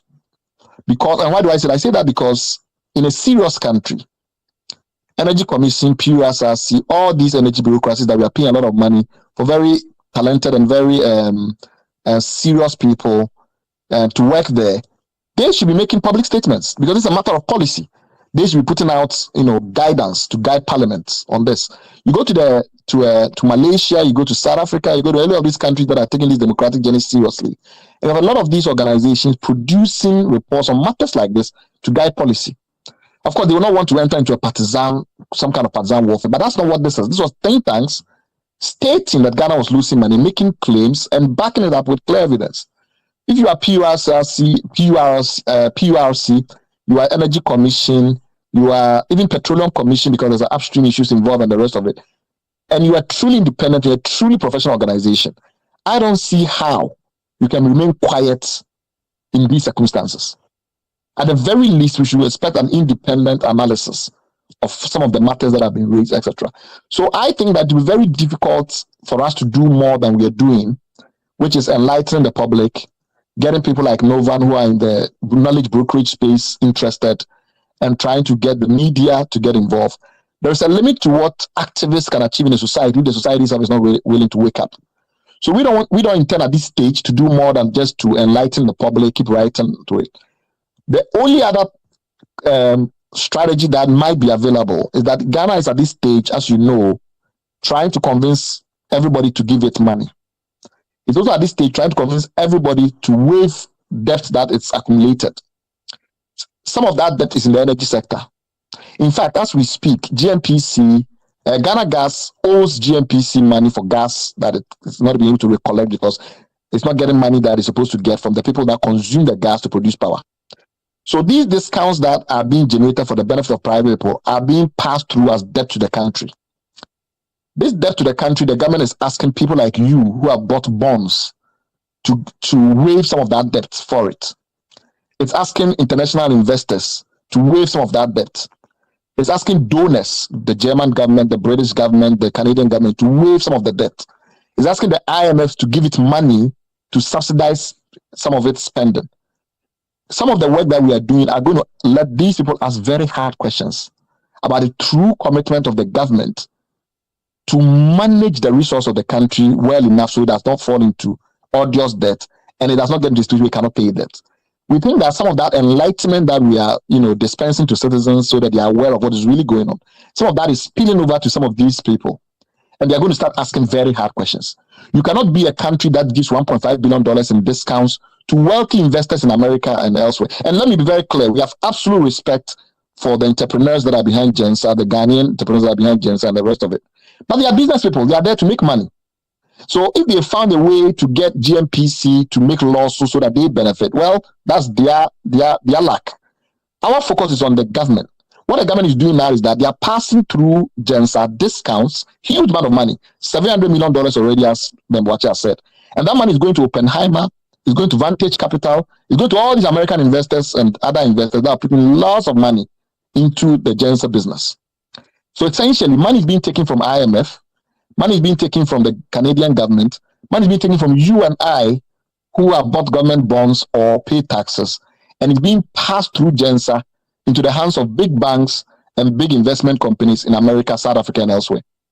I'm arguing that some of the people that this money is being taken from have power, whereas we may not have power. Some of those people have power. Think of the IMF, think of some of the governments, etc., and think of some of the people that are being asked now to waive money that the government owes to them. They may begin to ask very uncomfortable questions of the government, and we think that because of that reason, there is a chance that this time around something may be done about this. Okay, so that is the way that we see it. Okay, all right. Thank you very much. Let me have Mr. Jackson. Just a little bit on that. I think we are happy to take advice on how we engage government going forward. But I think, like Bryce said, there's a limit to what we can do. And personally, what I have decided really is not to, participate in government committees and things anymore because of some experiences that I've had, particularly with the PDS, where I was the stakeholder committee. And I only could keep writing letters to the board and to management when I could have gone to the stations, right? Radio station and the media, speaking to what was going wrong, right? Until it all collapsed. So sometimes they get you involved only to shut you down. And then you can't really defend the people the way you have to do. And the way this GENSER deal also panned out. Last year, the committee started an investigation. We hung our boots, hoping that they would do a proper job. 9 months on, GENSER has been paid all the money, and we are back to square one.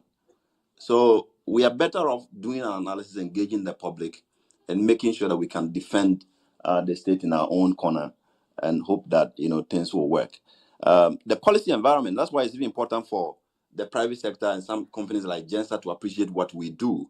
It's essentially to protect them, because tomorrow another politician can just say that they are constructing another pipeline from somewhere to Kumasi, and then they split the throughput, and then they start losing money, right? So when we have a clean system that benefits everybody, it is better. And I think the private sector should also appreciate those dynamics and not just always thank the politicians when it favors them, because another one will also come and do something else that may not favor the same private sector.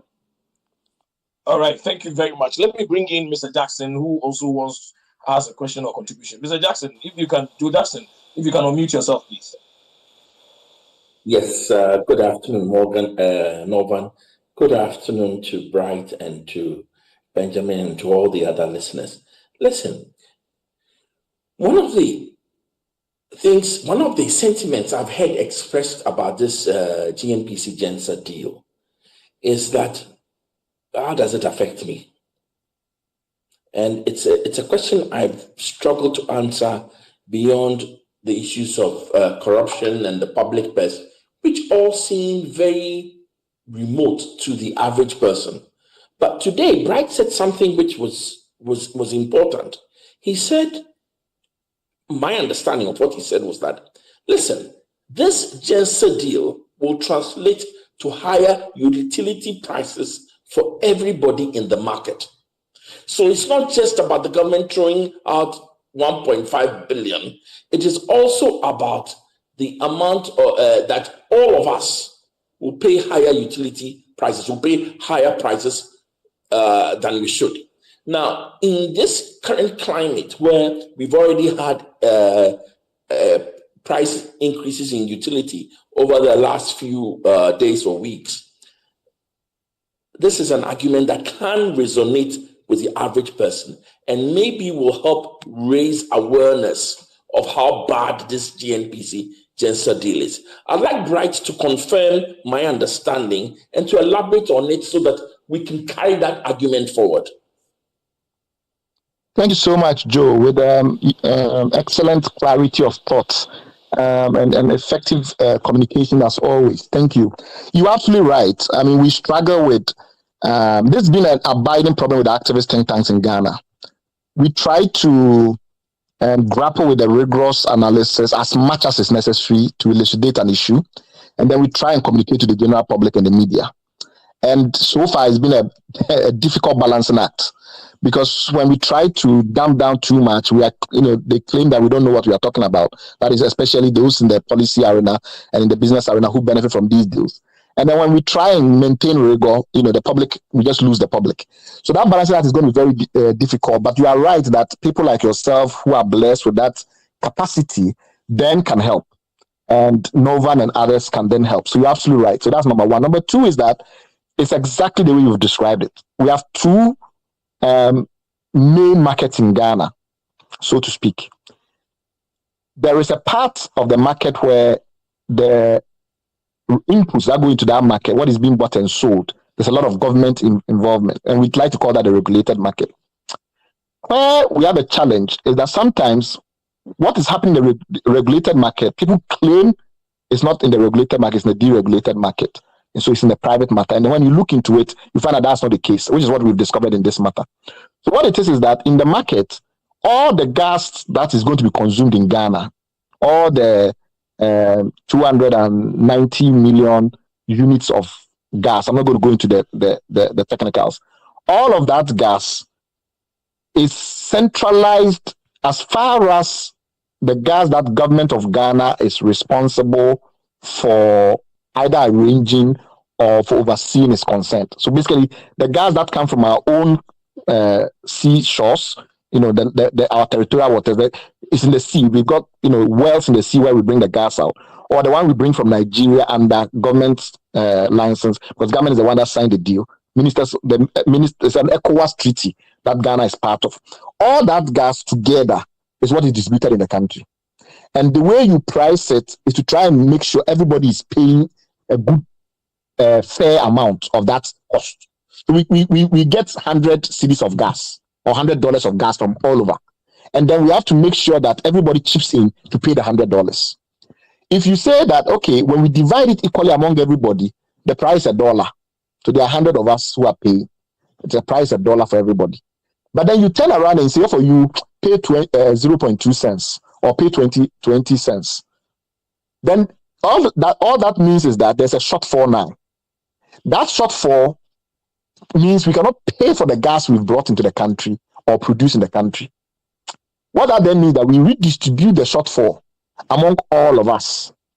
And because the gas is used to produce electricity, that redistribution means that increasingly you are going to see your electricity price rise, because that's the only way we can maintain this IMF conditionality, which is attempting to stop us from piling debt in the energy industry. So the first question you have to ask yourself is threefold.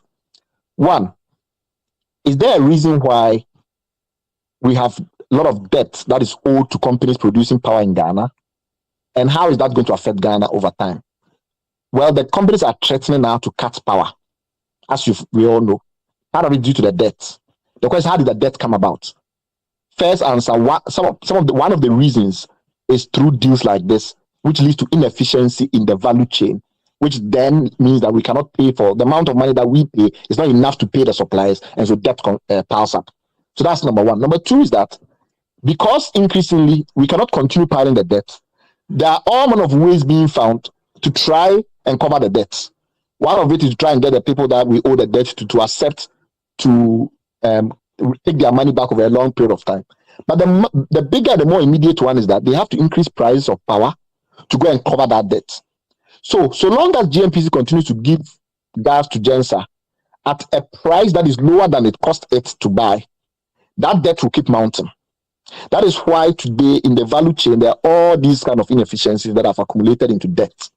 So the debt that we are facing in this country is the third point. So I've talked about the price of the electricity having to go up in order for us to go and clear these shortfalls. But the third one is that because the debt keeps piling up, we have things like we've had in the last couple of years, which was the increase in inflation, which was the depreciation in the currency. Why? Because all those debts are part of the national debt.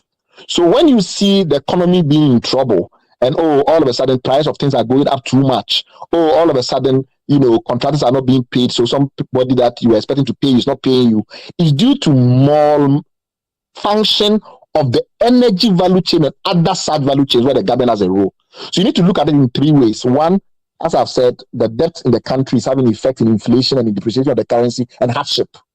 And this contributes to that debt. $700 million of it has already gone into it. $700 million in our old, this thing is 7 trillion or something like that. So it's a huge amount of money. It's not even comprehensible. Secondly, the price of your electricity in your place will go up, because the electricity that you use, the gas price that you should benefit from, that prices have been given to some private company who is giving the money to their investors elsewhere. And of course, we don't know what else is driving politicians to support it. And the third is the fact of the matter, which is that increasingly, because of these issues, you may have doom so, because the debt gets to a point where the inefficiencies mean some power plants are not operating at optimal functionality, and the producers just reduce the amount of power they are supplying, or they don't maintain the plants well, so you get interruptions. So quality of the power you are enjoying, the price of the power you are enjoying, and general hardship. This is how this deal can flow into areas that affect ordinary people. But I completely accept, Mr. Jackson, the average person is still not connected to this debate and this conversation at all. And we all have to figure out a way to connect to the average person. Thank you. Thank you very much, Bright. Let me take some of the few comments on Twitter, and then I'll ask one or two questions as well, and then we can bring this space to an end. We'll bring the part two to you. This is just the first part of it, because we are not ending this matter. It's important. We seem to have some things on our hands. Now, let me handle it. Tweet. Joe Jackson, as an economist who knows very well government readiness, will say all these with the impression that he's looking out for our interests, but he will go and back government to put levies on us.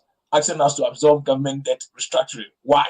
Okay, Mr. Jackson, we'll come back to you. Some people feel that sometimes you back the government in the area of asking government to tax us more. So public figures can't win. Public figures can't win. Let me take Ahmed Tijani. He tweets, he says, the thievery of this government is beyond comprehension of the ordinary Ghanaian. Another one says, all these institutions which claim to be independent and neutral are compromised. It's really sad. There is no one to fight for the ordinary Ghanaian in these matters.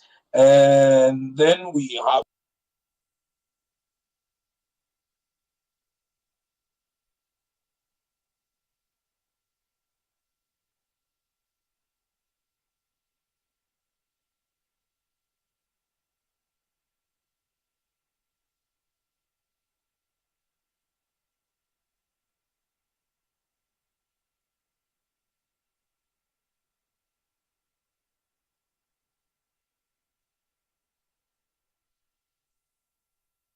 actions like these ones are shrouded in absolute mystery, which in turn raise eyebrows.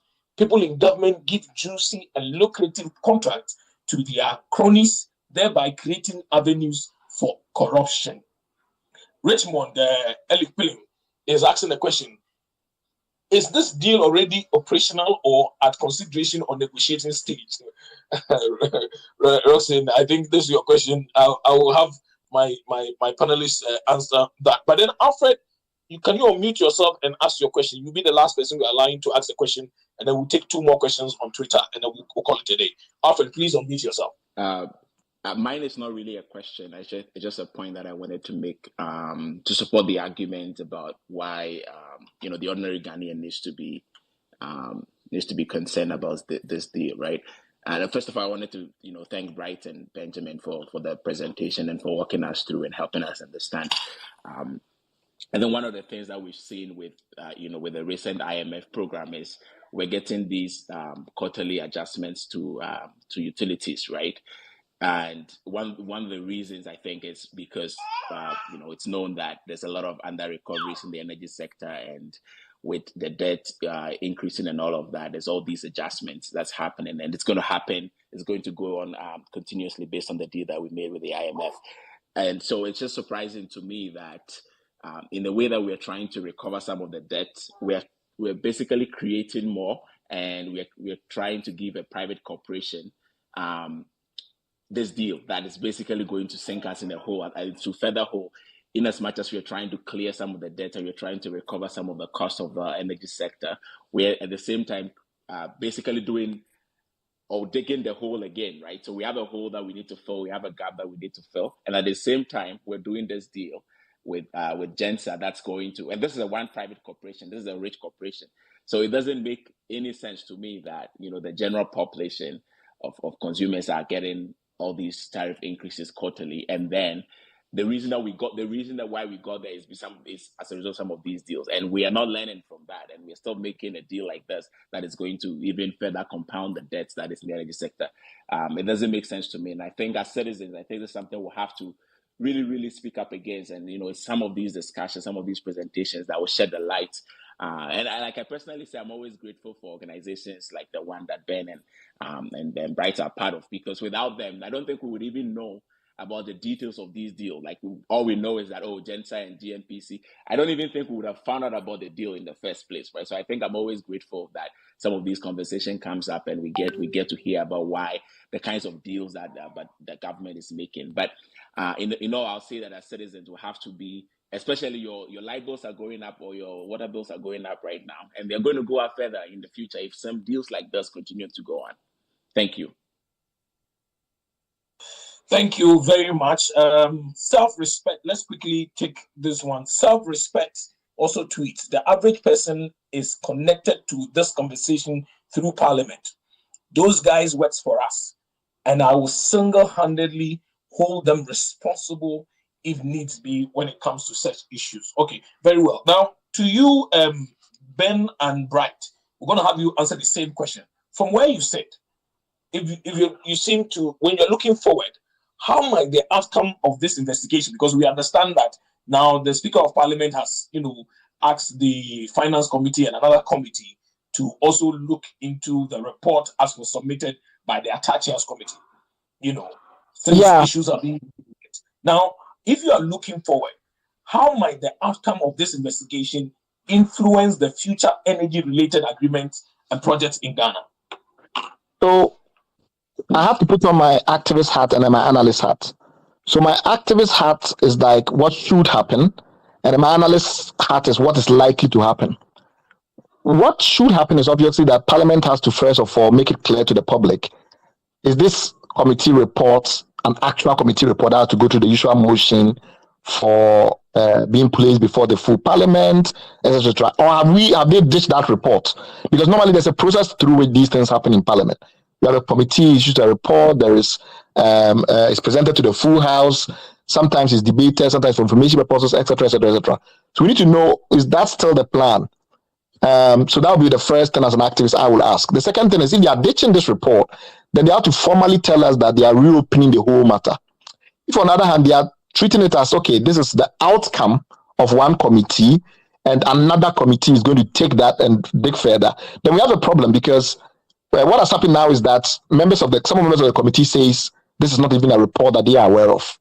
And I know that there are spokespersons for the minority side in that committee that claim that this was put out without their foreknowledge.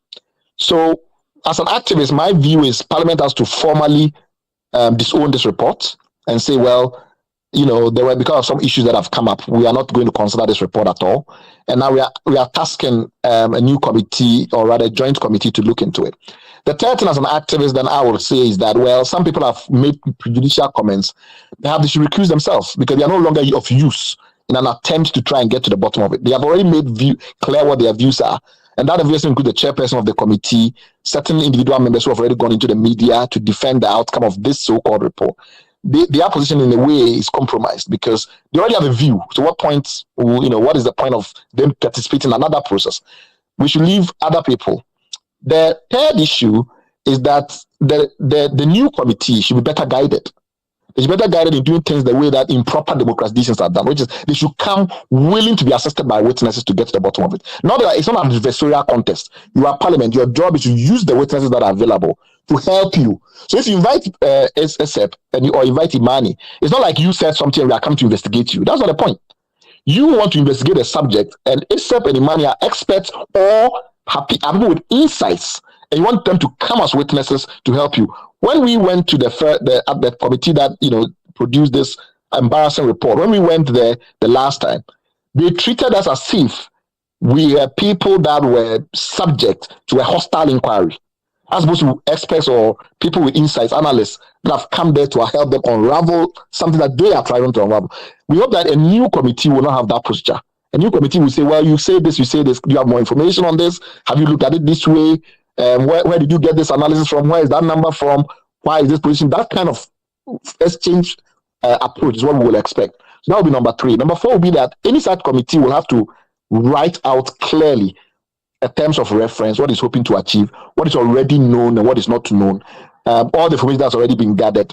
And if it wants to hire an independent analyst to assist, even better.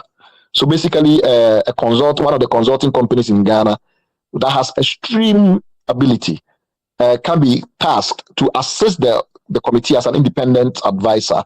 And essentially, they'll be the ones that will prepare the preparatory documents, share it among all of us, and then we can go into. So in short, all of the things I'm saying as an activist is that the committee should do its work properly. It should go into this with the sense that they really want to get to the bottom of it and they want to help Ghana. So that's my activist hat. My analyst hat says something entirely different. Or wearing my analyst hat, I see things very differently. From what I can hear, there is now an attempt to try and get us to the same destination that we're already at through a different path. And that path is to argue, and already we have received documents. Because remember that most of the courses that we take up is not because we have a problem with GENSER or we have a whatever. That's not how we work. We work when we get information, usually from insiders, telling us that there are things going wrong, but for fear of retribution, they can talk. Or when in our routine surveillance, policy surveillance, some things come out that don't make sense and we dig into it. So what we found out in our preliminary investigations is that There's now an attempt to create two contracts. One contract will allow them to do what they should have done all along, which was to benchmark the pricing in the agreement to the national tariff structure, basically the WACOG, the average cost of gas that is regulated by the PURC. Remember that if this was an LNG contract, for instance, the way the both parties, the counterparties involved, will have tried to manage risk, will have been to tie to the price of oil, as an example. And that's one of the ways you do to be market responsive. So there is room, as Alfred was trying to explain now, if you have these kind of things, you have to be technically proficient. And so the technical proficient way is for them to now say, well, we wanted to a proper commodity contract. And that commodity contract will have some benchmarking, perhaps to the national regulated tariff structure, which is the weighted average cost of gas, which is the PURC tariff structure. But here is the clever thing. They're now trying to propose that GNPC enters another transportation contract. That is for the transmission purposes. And all they are trying to do is to offset one cost with another. But here, they're doing something that Ghana's policy, and here I'm wearing my activist hat again, Ghana's policy currently frowns upon. They are trying to get GNPC to commit to take or pay arrangements for their infrastructure. This is a country that in the last 2 months is in breach of the contract it has with power producers, because the contract it has with power producers require to pay capacity charges on a take or pay basis. Ghana for the last 2 months has decided that it will not pay the take or pay charges. The capacity charges don't pay. It has unilaterally amended the contracts in its own mind, and it's only now paying for the production cost. So essentially, they are paying the power producers only for the power produced. Okay, in that kind of country, you cannot watch your national oil company then enter into another contract where it will pay for pipelines regardless of whether you use the pipelines or not. So a take or pay contract should not be allowed. A take or pay contract should not be allowed. The only way to work is that when they do this thing that they are now working towards, and which they hope to use this new committee to achieve, when they enter into that realm, the commodity contract should be global benchmark, global template based, which is that you link it into a kind of risk management model, which might be the price of the gas as set by the regulator. So every time the regulatory prices changes, you will change the contract, how much GENSER pays. The second contract, which is the transportation contract, the pipeline contract, we refuse to accept any situation where it will be capacity charges based, where Ghana will pay regardless of whether GNPC passes gas through the pipelines or not. We propose this in advance, and here is me wearing my activist hat again. We propose in advance that contract will be based on a take and pay arrangement where you pay for the gas that you actually pass through the pipeline. So we are already preempting those issues, and we expect that there will be a robust debate, and therefore we want to see the terms of reference of this new committee to include alternative scenarios, some of which will be least regress scenarios and optimal scenarios. We want to see optimization functions in a prior model, which would then be validated by the committee. We don't want the usual Ghana thing, people go and sit down and then they have these, it's almost like a joke. We want to see something where we go into a committee with proper technical analysis before the committee, and then people that come to testify give opinions as to whether or not some of the proposals that are before the committee, some of the issues that are before the committee, etc., have been properly framed and are being pursued to the right end. So that is the way we are currently positioned as ASEP and Imani. And then I'm sure Ben will have some views later on. Ben, if you have some views. Right, you said it all, but maybe just to add a bit more to Mr. Jackson's question. I think essentially what we're trying to say is that, or what we have not been able to say, as Bright indicated, is that the public is going to pay for it. We are already paying for it. What Finance Ministry has failed to do is to be much more rigorous in its analysis of where the shortfalls are coming from. So they only see shortfall from the gas sector, but they don't break it down to see how much is coming from the power sector, how much is coming as a result of GENSER's contract. Because PRC, that regulates the gas, all the gas volumes, the gas that are coming from Nigeria, from OCTP, from Jubilee, commingle that gas to achieve a price. So it is regulated. The WACOG is a regulated price. And then a discount is offered down the lane. PRC has refused to acknowledge that discount. So the shortfall arises and it goes straight to Finance Ministry for Finance Ministry to pay. What through the IMF they are trying to do is to ensure that all those shortfalls can be accounted for in the electricity tariff. They are not in there yet. But then you can appreciate that in the next few months, they have to adjust the tariff to accommodate some of these wastes if we don't address them head on. And the consumer will have to pay for it. So we need to really address those issues and ensure that at least this contract can be transformed. We can renegotiate it. We will appreciate GENSER getting paid for the investment it is making, plus a margin that makes sense. Nothing beyond that. So we need to really do that. We don't need two transmission companies in the gas market today. Ghana's gas is all coming from the West plus Nigeria, which is easy for one transmission company to do. If we had another gas pipeline coming from, say, the North, you can assign another transmission company to come and tie in to the one that is coming from the South and the West. But you cannot have another transmission company just extending the gas that is coming from Ghana gas to another part of the country. We need to regularize those. And the regulators in the space appreciate this, but the politicians don't. And in reality in Ghana, it is the politicians that are doing the regulation, but we seem to have regulators because they can change the law, they can write a letter and initiate new policies, and that is what we go by, as a country. So we need to really push for the right things to be done relative to this particular agreement before all the cost, crystallizes. And somebody asked the question whether we are already paying. The fact is, yes, we are paying. We already paid for 3 years, right? And we need to renegotiate for the right thing to be done. What we're also seeing, to add to Bryce's point about, what we foresee happening, GENSER is now realizing that even the power sector, companies with take-or-pay agreement are struggling to make their money. So what they are trying to do now is to take that contract from GNPC onto the government of Ghana. So in their letter that we have seen to GNPC, they now want Parliament to approve the transaction. So once Parliament approves it, then by hook or crook they can get their money, even if they have to go to court from Ghana's government. So we would monitor to see how that pans out, but we'll be surprised to see Parliament approve that transaction on a take-or-pay basis, as Bright indicated. Very well. Thank you very much, Ben and Bright. Let me quickly take some few of the messages because we've been here for close to 2 hours. We need to bring this space to an end. Had right, Ghanaians had started to show interest in their country, which on how it's being governed. We can't leave everything to the politicians. They cannot be trusted to take care of our interest. Very well. Recall, this is Homeboy writes. He says, recall Imani and ASEP had similar advocacy with ACA and the ACA AGM deal. That deal was put on hold by another party involved, and with time, Bright and Ben were vindicated. Is there a similar nature or a third party in this structure that can put this on hold, or solely the government has the right? That's a question that he's putting there. And I think Ben just answered it right now. Homeboy. Ben indicated that now Parliament has the right to either put on hold the approval that they are looking for and probably ask them to go and come back again. And so Senior also writes, he says, the facts as Ben and Bright explain them are complex but seem intuitive. But why is the deal on and the committee report saw nothing wrong?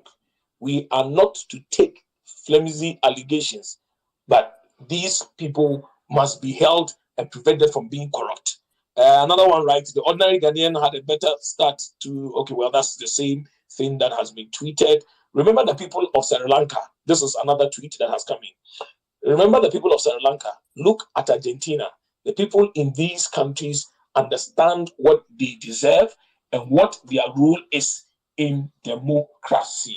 That is what we have in there.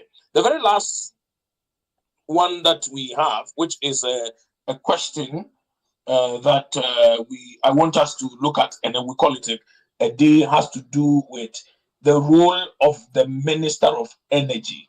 Now, the question has to do with the involvement of the Minister of Energy in this deal, and in this deal, it says the involvement of the Energy Minister, Napo, in this deal has been brought into question.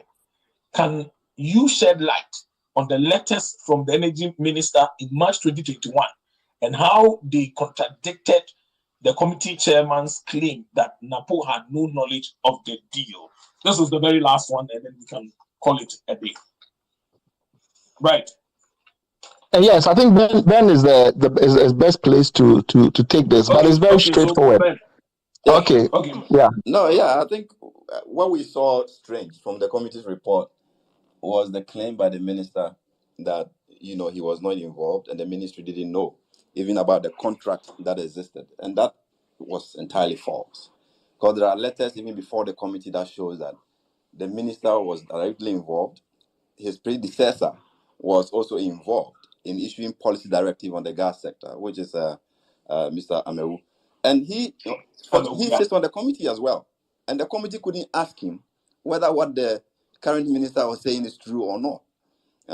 So that is why we are surprised that he could be that casual to go and sit in the committee and say, I don't know anything about it, and then he was allowed to go, and then it is repeated in the report, when indeed there are letters to show that the ministry has been in charge of policy direction, who is the aggregator, defining who is the transmission company, and there is a policy to guide who the transmission company is in Ghana.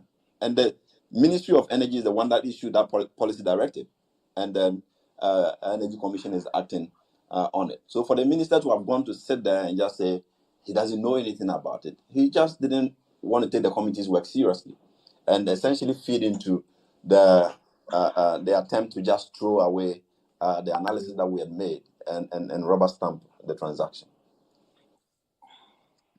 All right, thank you very much. So very finally, Bright and Benjamin, I mean, in terms of next steps, what actions do you think must be considered?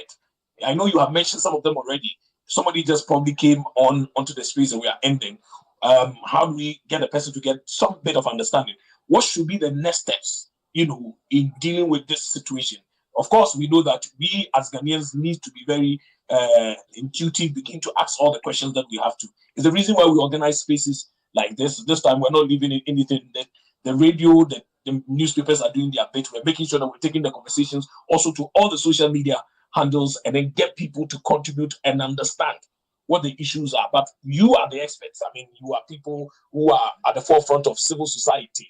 You are able to pick these informations and then you're able to let us understand what some of these things. What actions are you looking forward to be taken, to ensure that we get a better deal as a nation, and ensure that we don't throw money into some place for some people to be benefiting for no work done? Yes, thank you. So, first of all, it's always very uncomfortable among Ghanaian middle class people, and we cannot deny this is an English language program. Everybody on this program who will be able to participate, listen and participate, will be middle class in the sense that they have to have a certain level of English language appreciation and the like of it.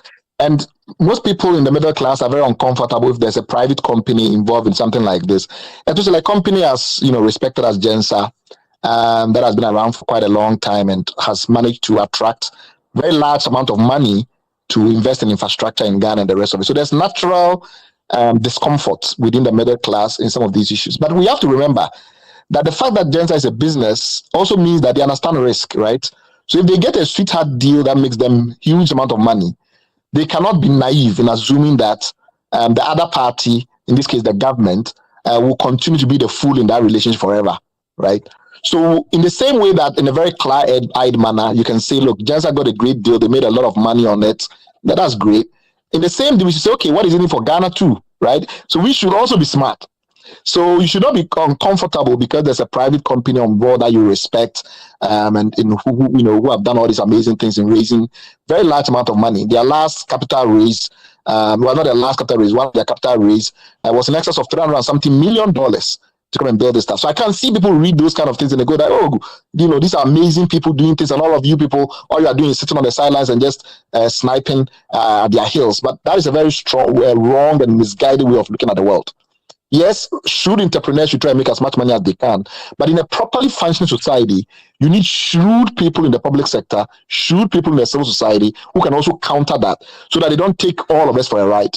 And that is exactly what we should all feel proud that we are doing. If Ghana is not a banana republic, if Ghana is not an easy walkover, then people like yourselves, people like Joe Jackson, people like Alfred, people like Ben and myself should also be shrewd in the public interest. We should also be able to say that, yeah, the business people, they'll do their best to make as much money as they can. But what about the ordinary Ghanaian? What about the public? So what we are doing here is not to tear down a Ghanaian icon. What we are doing here is saying that Ghana, to be a proper, sophisticated economy, we need public interest research, advocacy, and activism that actually benefits the people just as much as individual private people who manage to get political connections are able to benefit. So that's number one. It's very important. So what we've been doing here these last 2 hours is trying to say, how can the Ghanaian state get smarter in preventing Ghana from being a loser? And it's a great undertaking. And if you're a citizen, you're part of an undertaking like this, you should be proud of yourself, not feel like you are tearing down some Ghanaian icon because you are envious or anything like that. So that's the first and the most important thing. The second thing is that Ghana is losing money. Ben has already shown to us very clearly that we've already lost $700 million on this transaction. Going forward, we will lose now way more than the original $1.5 billion estimated because the price of gas will continue to go up given the circumstances. Why? We have long-term commitments to buy gas at a certain price from Sankofa. We've committed ourselves to get LNG into the country, which is very high cost. We have run out of foundation gas, which means that going forward, Jubilee and Tame gas is no longer free to Ghana. We are going to pay for it. And for all those reasons, the price of gas will keep going up in Ghana. And that will mean that the original calculation, which is $6.08 to come up with the $1.5 billion is already outdated. We now must update that to a 25% increase and suggest a loss of almost $2 billion if this transaction continues for the next 13 years without amendments. So we are losing money. We will continue to lose money every single year until we amend this contract and until we come up with a better framework. Third, the money that we are losing is not abstract money.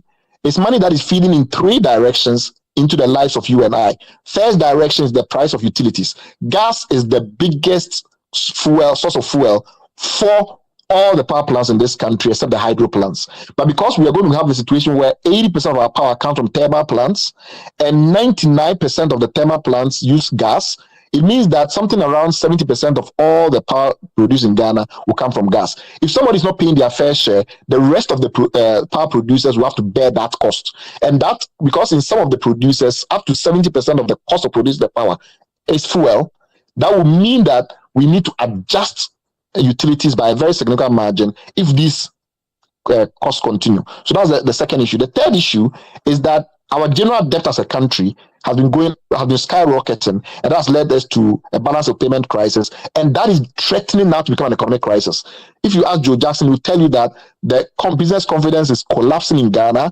All of that will feed into situations where inflation goes up because of the supply side. We don't have enough production. We are going to have problems on the monetary side because the government is still struggling to pay some of all of these debts and the rest of it. They're going to keep coming to you, telling you that the treasury bills that you've bought, they can't service it. All of those things lead to hardship in the economy through inflation and many, many connected areas. So whether or not this is a sexy subject for you or not, keep in mind the country may lose $2 billion. This is a country that's at the World Bank for just $3 billion. And if that $3 billion for which we get literally just $1.2 billion in the first year, if it had not come, this country literally will have collapsed. A country like this cannot afford to give $2 billion to investors in America and South Africa and Mauritius and elsewhere just because we are too dim and too slow to think analytically and solve our problems properly. So that is the point that we are trying to make. There's nothing complicated about this. Gas, GNPC spends a certain amount of money to buy gas. Everybody can check independently. The government itself has taken a good look, and the government agency, which is independent, has said that the average price at which gas should be sold in this country is $8.122. Anybody buying it at $1.72 or $2.79 must have extraordinarily good reason why they should be getting this huge amount of discounts. So far, nobody has given us any of those reasons. None of those reasons make sense. If they speak to you and it doesn't make sense to you, it probably doesn't make sense. And so that is the key message that we want to leave. And we hope that through your medium, Norvan, we'll be able to reach as many people as possible. Thank you for having us. Thank you very, very much. Ben Boakye is the Executive Director for African Center for Energy Policy, and then our very main speaker, Bright. But Ben, Yes. Is there something that you would like to say before we go? No, just briefly to say that, I mean, we keep putting these issues out. And if you track the past 2 years alone, issues of ACA, issues of Jubilee Oil Holding, and now GENSER. I mean, before that was also Ejapa. And all these issues we are proving right. And that is because we take our time to look at the national interest, to push for the politicians to reconcile their position or perhaps their interest with that of the national interest. And they consistently fail to do that. And we need more hands at this point, more voices, to be able to push some of these conversations. What I've seen right with this GENSER conversation is now seeing few media people now joining in to break down what you would assume to be technical from our end, and getting the average person to appreciate that it all comes back to us, and we will socialize these costs if we allow them to go on.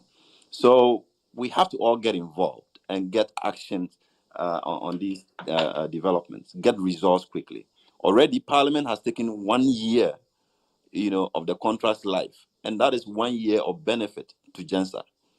If the next phase of parliamentary work is going to take another 1 year, the state loses more. So we need the actions to be now. We need to be quick on pushing to restructure this whole deal for Ghana to get more benefit from it. And that will require all of us taking a bite and making sure that we are tracking how quickly the Joint Committee of Parliament will work on this to come to a sensible agreement that benefits the entire gas industry.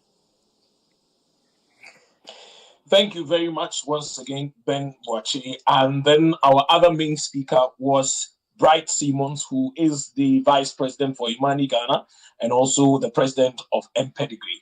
I want to thank the two of you so much, and thank all of you, our listeners, our contributors, those who have asked questions and have contributed. Mr. Jackson, thank you very much. Thank you to Ben Obson, to Alfred, and then to all the other guys who have been tweeting. And I see that you keep tweeting. We thank you very much for your time, for joining this space. This is just the beginning of the advocacy and the civil contribution when it comes to making sure that we make things right in this nation. Like some of you have already said, it is high time we begin to ask questions, we begin to take our politicians, hold them accountable, and let them know that they work for us. They don't work for themselves. And so everything that they are sent to, especially our parliamentarians, should be one that is in the interest of their constituents, not themselves only, or not for the parties that they represent. We need to take away party politics and begin to look at the interests of the nation. And that is what we stand for here at Norvan Reports. We would ensure that we bring all the discussions to you, would inform you, would educate you, and let you understand what is happening to your nation, Ghana. Tomorrow, if it's a better nation, you and I, our children, would benefit from it. Let our children look at it or come and meet a nation that they will be happy with. Posterity should judge us well than to say their forefathers did not do good for a nation like this country. Thank you very much to all of you for making time for this evening. The conversation still continues on Twitter. We will be doing all the stories from this conversation and be sharing with you on our various platforms. This has been another Norvan Report X space, if you want to call it, or Twitter space, if you want to call it, conversation. And we know that our other media friends also were on it. We saw TV3 online. And then, as I told you, we were also live on ABC News GH. And so, I mean, we're live on television, we're live on their YouTube. And thank you to those of you who joined us on Zoom in the beginning of the conversation and saw the slides. We will be tweeting all the slides and be putting it on our social media handles, which is on Facebook, on the X space here, on LinkedIn, on TikTok, on Instagram, so that you can always go back and have a look at the presentation that Bright Simmons did with us. I want to say a big thank you to all of you. Bright, thank you so much for your time today. I know you have a very tight schedule, but you still made time with us. And thank you, Benjamin Boachi.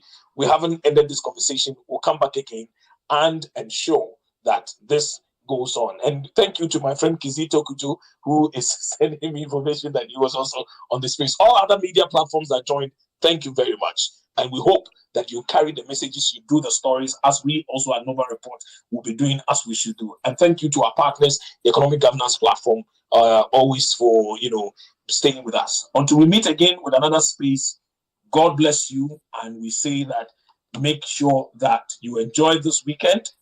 Let this weekend be a good one for you. And we hope that everything will be good on us. And thank you to those of you who joined us on Zoom in the beginning of the call. Thank you. Bye. Bye, everyone. Thank you to all of you. Have a very good weekend. Thank you very much, Mike. Thank you. So enjoy the weekend, everybody.